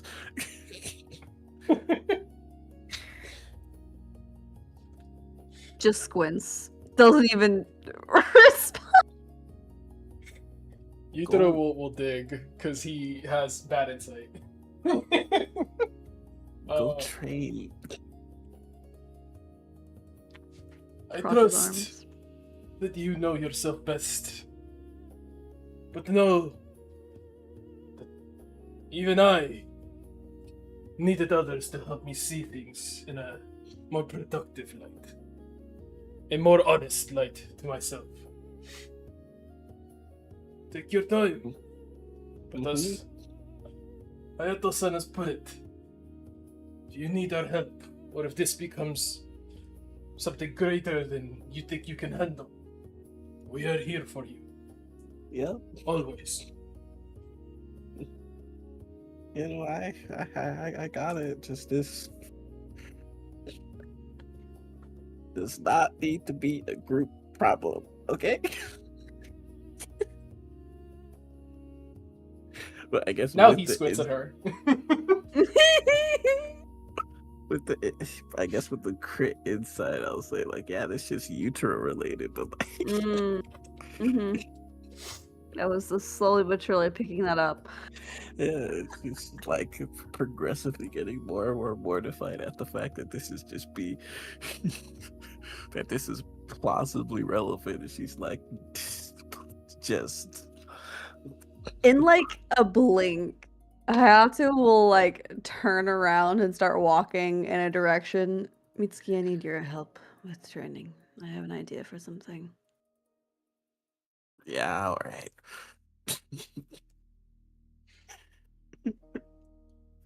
Yutaro remains seated, watching them walk off. Just thinking, I hope that doesn't have to do anything about me. It was about him. It was about him. Says the narrator.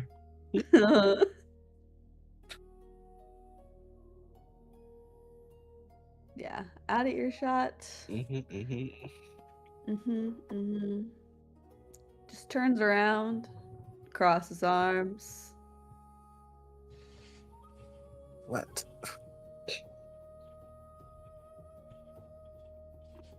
Well, now we're no longer in a group. Oh my god, why are you doing this to me? Helping you? Is it helping me? Because the only thing I feel even vaguely unsure about is, you know, just. I'm still, you know, technically on the. I don't know, a trial run with Uthro. Like, he said that he would let me know which one of us he would choose by the time we reach the Chrysanthemum Court. And so.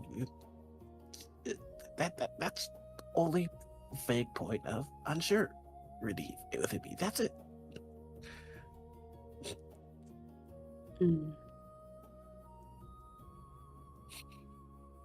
So your insecurity, if I'm understanding this correctly, comes from your instability with him at this moment. Your lack of control in it. I guess. I didn't think it was a problem. I was just going to. It was going to be fine. It's just going to be fine. Why?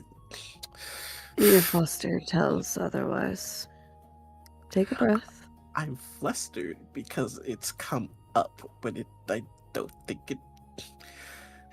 Take a breath.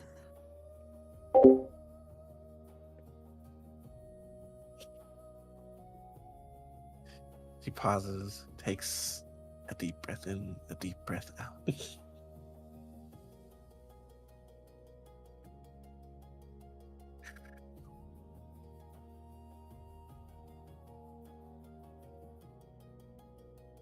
If this is the issue I am to focus on, I know what to do for it to not be a problem. So that's why I think this is. At least I know what to do, so it's fine. I was warned, and now I'm good.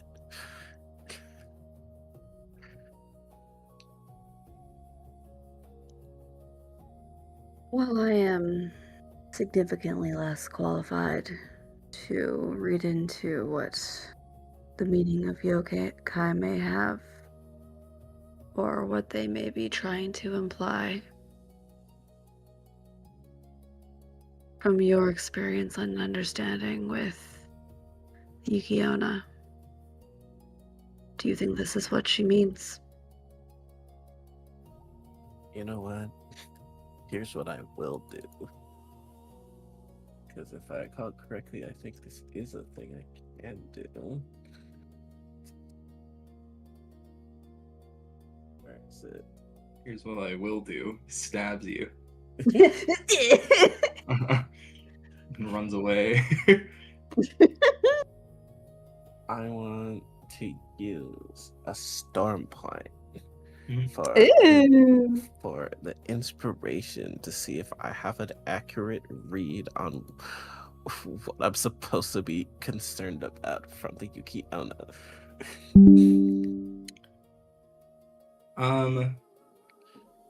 No. Ah. I'll give you that storm point back. Sensation.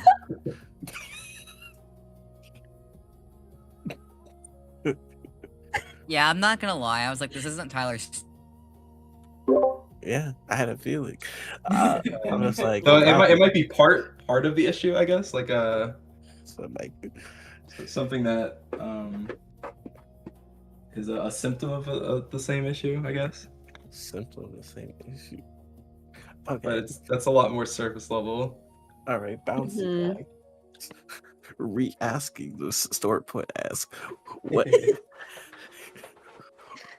what is the interpretation? Can I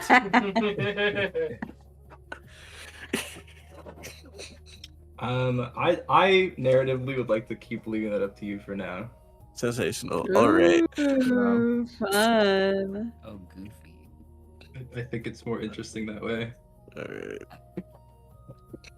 In that case, You can keep your storm for narrative. Hold Fuck that. you. in that case, please keep in mind, folks. We're rocking with a -1, and there's only so much I can. No, you're doing great. This is genuinely hilarious. Yeah, she's like. I just feel like the Yukiona wouldn't be talking to me about my relationship. Yes, exactly. I would also be surprised about that kind of mortal interaction.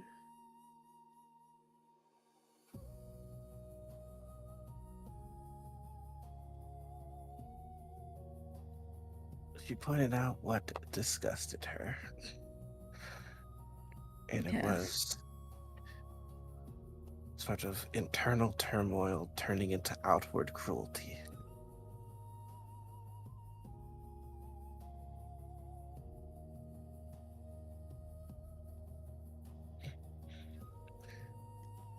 Am I supposed to be nicer?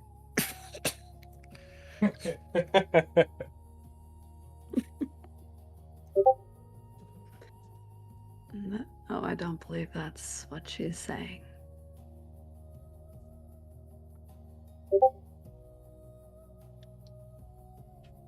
But her emphasis on such a cause festering into a cruel result.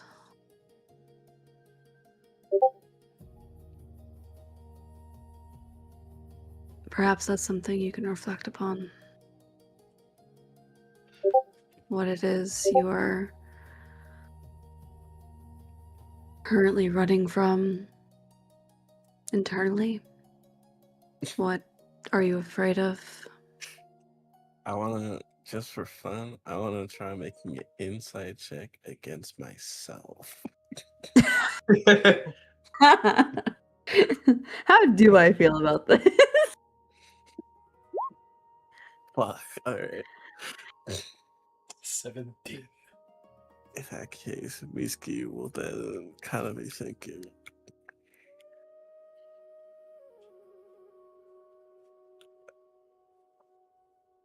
perhaps it is something related to how I feel about this magic that almost killed me. This magic that changed me.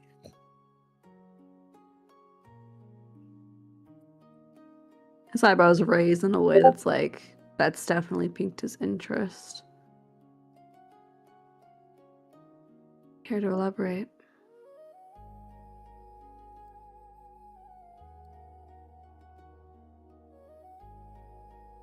I don't. Do you?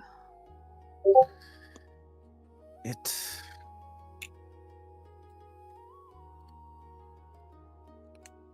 I sort of try to state it as the most matter of fact ways possible, but perhaps there's a part of me that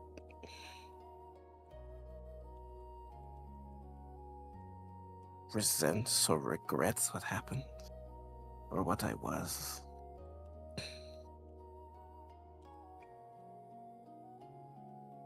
And what of who you've become?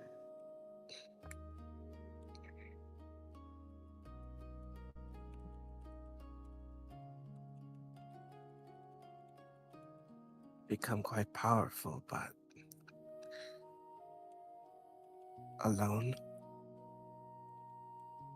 can be isolating.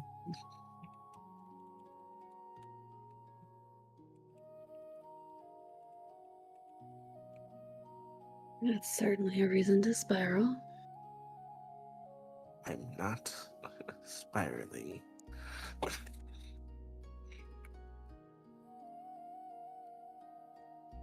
If my understanding of the warning you were just given is correct, it's not that you're spiraling now. But should you continue to let these feelings grow,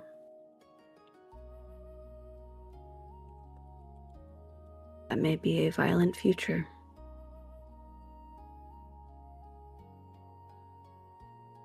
No. But I need to learn to love what I've become and embrace it wholly and completely. He smiles in a way of the sarcasm is so just pointed. Perhaps.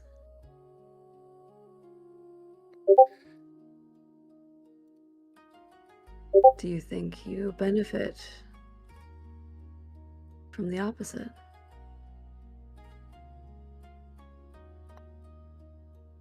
It depends on what you mean by benefit.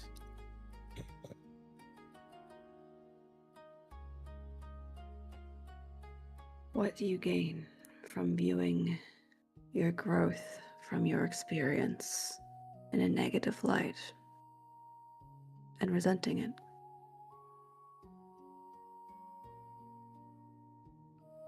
What do you gain from furthering yourself as much as you are able to?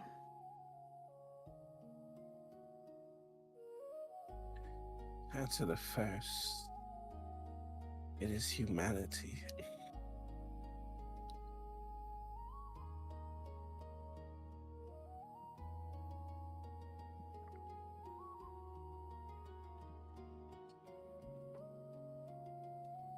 Humans inherently are warm.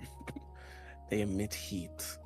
Whether they like it or not, the snowflake rests upon their skin and it will melt. That is not the case for me.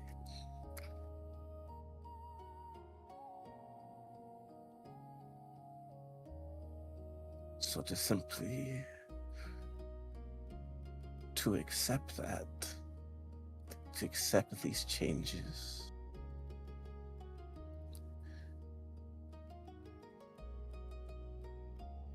To be accepted. There's nothing simple about this. And you're not wrong to be angry and frustrated. It is how you allow those feelings to pass through you that matters the most.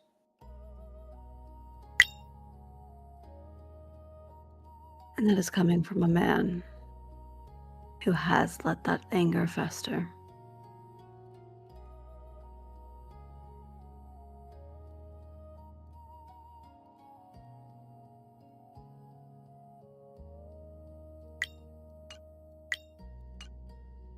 I can confidently say it is not a pleasant experience.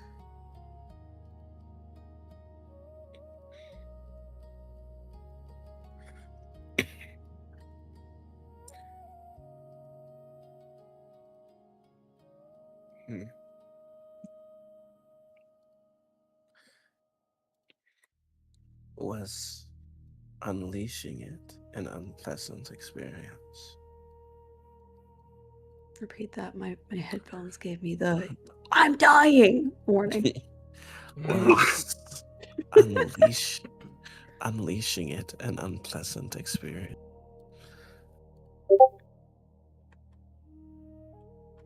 Oh, 07. Yes. It's hollow. A hollow pleasure. Or hollow. Or,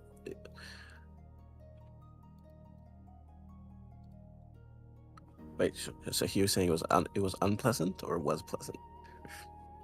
Unpleasant. Oh, okay. Okay. It was hollow.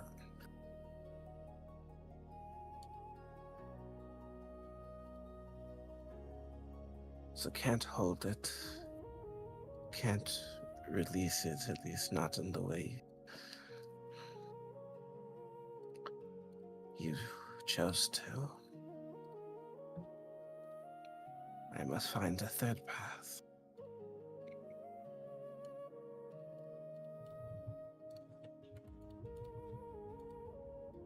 And you're not alone in doing so.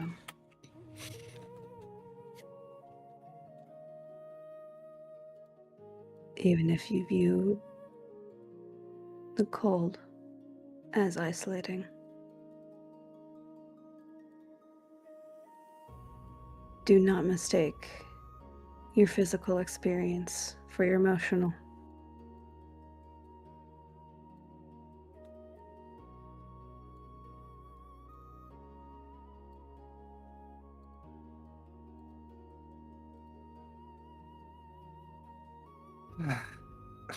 This will require much meditation. Indeed. But you are capable. Otherwise, your yokai would not have emphasized such a lesson onto you.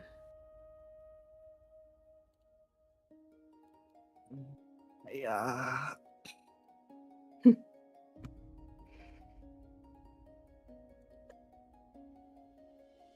Have to wake up in my own dreams just to meditate more. Oh my god. Truly no rest for the wicked. Mm-hmm.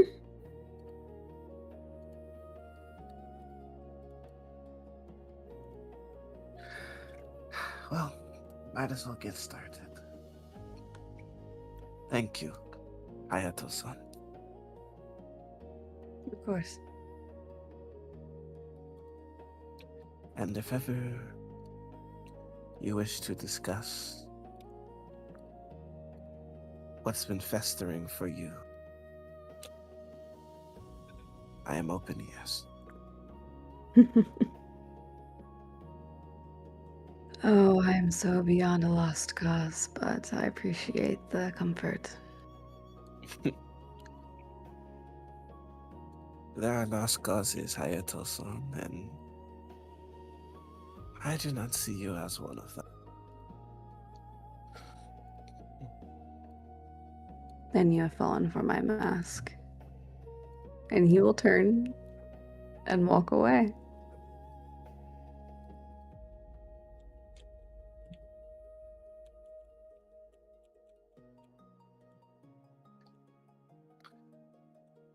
Proper edgelord side. Yeah, I'm gone. Man. I'm like, all right, buddy. Fucking Scorpion Man. Yeah, fucking scorpion. Can't live with him. Can't live without him. Exactly. I'm about to torment you. Hell yeah. I'm gonna bombard you with This is positive what we're- affirmation. You're this a is good what- person, motherfucker. Oh, honey. Me considering if I were in either of your dreams, the answers I would have given. All right, you have fun with that.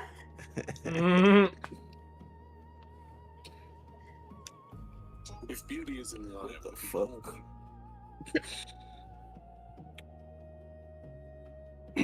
All right.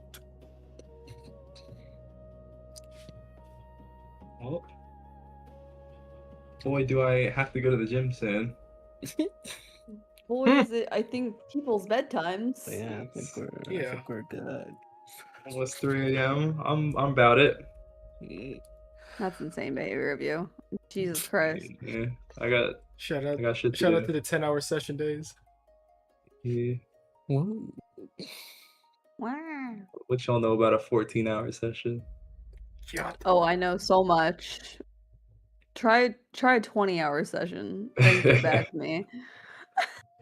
Shit, bro. Motherfuckers taking naps in between their turns. Yeah. Nah, awake the whole time. Oh, hell no. I was muted. Oh my god, DM, can we please get our experience? Hell Play this no. man. Cool. So bad. We could do rewards though. Cool. That's fine. I'll take that. Let's start with MVP. Oh my god. Oh Oh, no. that's hard. I don't know how to do this shit. I'm scared, chat.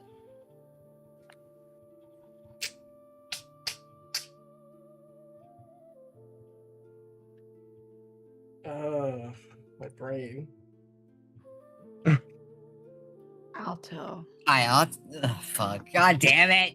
God damn it. God damn Beat it. you to it. Alright, well, I'll sell my argument. You actually touched base with Missy to help her process and analyze her fucking So did you. shit. Orient. Well, fuck. I can't deny that. We did both do that. Alright. Well, then in that floor case, is we You should yours. did vote it, for and then you had Mitsuki, crazy 'cause- plot shit. Look, This is true. I leave it to the people. I've made my call. I've also I'm- made mine. I'm giving it to Alto I slash wanna give it to Mary as Alto. well, because he tried to get everyone included in. This is true. Agreed. I vote for Alto. Well, Alto 1d4. alright. Cat on keyboard. Bear with me. Keep going. It's alright. Alright. Let's do creativity lowered.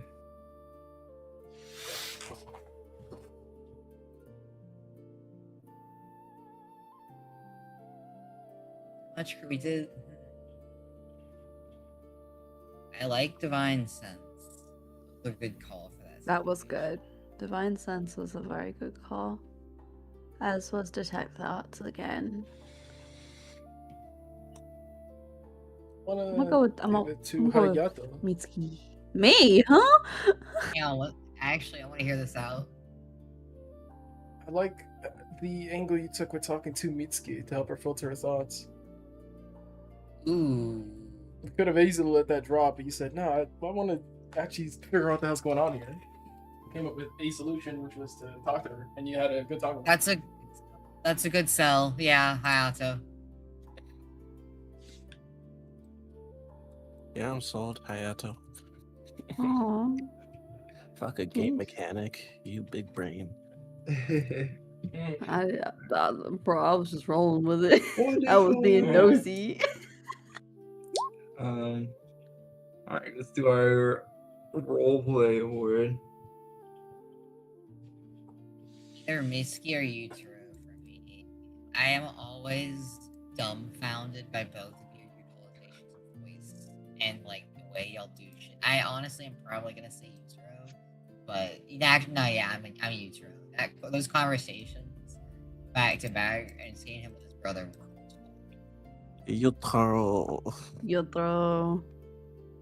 Misky's a very close runner-up. I wish. Mhm. Is there another one to give out? No. Anyways, Just the Fuck. Bushidas. fuck. Well, Yutaro. For Mitsuki. Much as I did enjoy my conversation as well. I liked Mitsuki's interaction with the Yukiona. Mm. And especially the afterward. Hmm? Well, I think Yutaro won that. Yeah. Yeah. Okay. Yutaro 1d4. And the Bushidas, I'll do Alto first. You can go. Alright. Bro, oh my god, sorry, we're not gonna talk about this. Alright, anyways. I'll take it both years. Cool. I was about to say, I got arguments locked and loaded. Yeah, fine. You keep your fucking argument. I'll argue for others when you say it's dubious. I'm ready. Everyone else is dubious on everything. Go for it. Fuck. Let What? me get a chance first. I don't get compassion after my I last agree. just conversation. Read them, bro. I just want to hear these arguments. No, fuck you, read. Since Ghoul got arguments for everybody, apparently. I don't. I was making it up, man. Oh yeah, that's what I thought. Get out of I here. mean, I'll make them up. I'll do it. Let's go.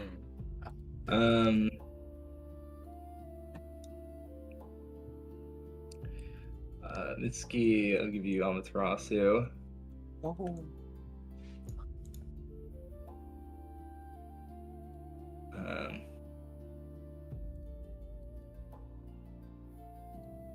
give it to Amaterasu as well. Hell yeah. God, I sure am forgetting everything that happened this session. Chat. Is that Conversation. 2 a.m. threshold where your brain just starts going, alright, it's time to pack it It's up. not, man.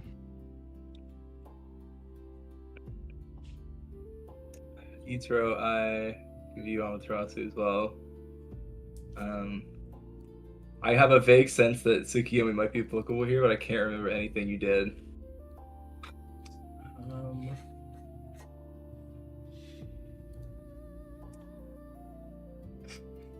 This is something that like Yutaro is still debating how he feels about it, but it is something that I consciously was like, Yutaro's gonna do this to Masaru, and I think that's just something he's gonna have to eat, which is Masaru also loves somebody. Mm-hmm. Here's Yutaro telling him, the person I was in love with, I don't feel that way anymore. I know you still feel the way you do about your girl, but I'm gonna fuck you over. Yeah. Because I want something. So you're just gonna have to eat this L for us. Mm-hmm. The power of being the younger sibling enforcing Yeah. the older brother. Yeah. Damn. I think that's actually good. That's a really good That's one. fair. I'd give that to you. Stretching it a little bit, but I think for the sake of the events today, that fits. Hooray. Yippee. Alright, we roll. Guys, if I roll a 2 on my Tsukuyomi, some I always shit's see about to you happen. rolling fours. I always see you rolling turbo dice. This is Oh. my... Oh? Oh my god. I talk shit. You got to Damn. shit. Oh my god, you go. true. Okay. Tyler, I'm walking out! of the Lion Clan lands. A fucking limp little swag walk every time I step into the fucking light. 22 honor! 22 Oh, honor. This is the most honorable shit. guy I've ever met. True. know. Goddamn. You know. Bro, it's just a trustworthy guy. How does Something Buffy about him. Honor work again? Well, I'll wait. Probably cut stream. Hey! Yeah. Thank you for watching another episode of Samuraising. What were you saying, Tom? Bye-bye. Bye. Cool did not sound happy about that at all. No, it's literally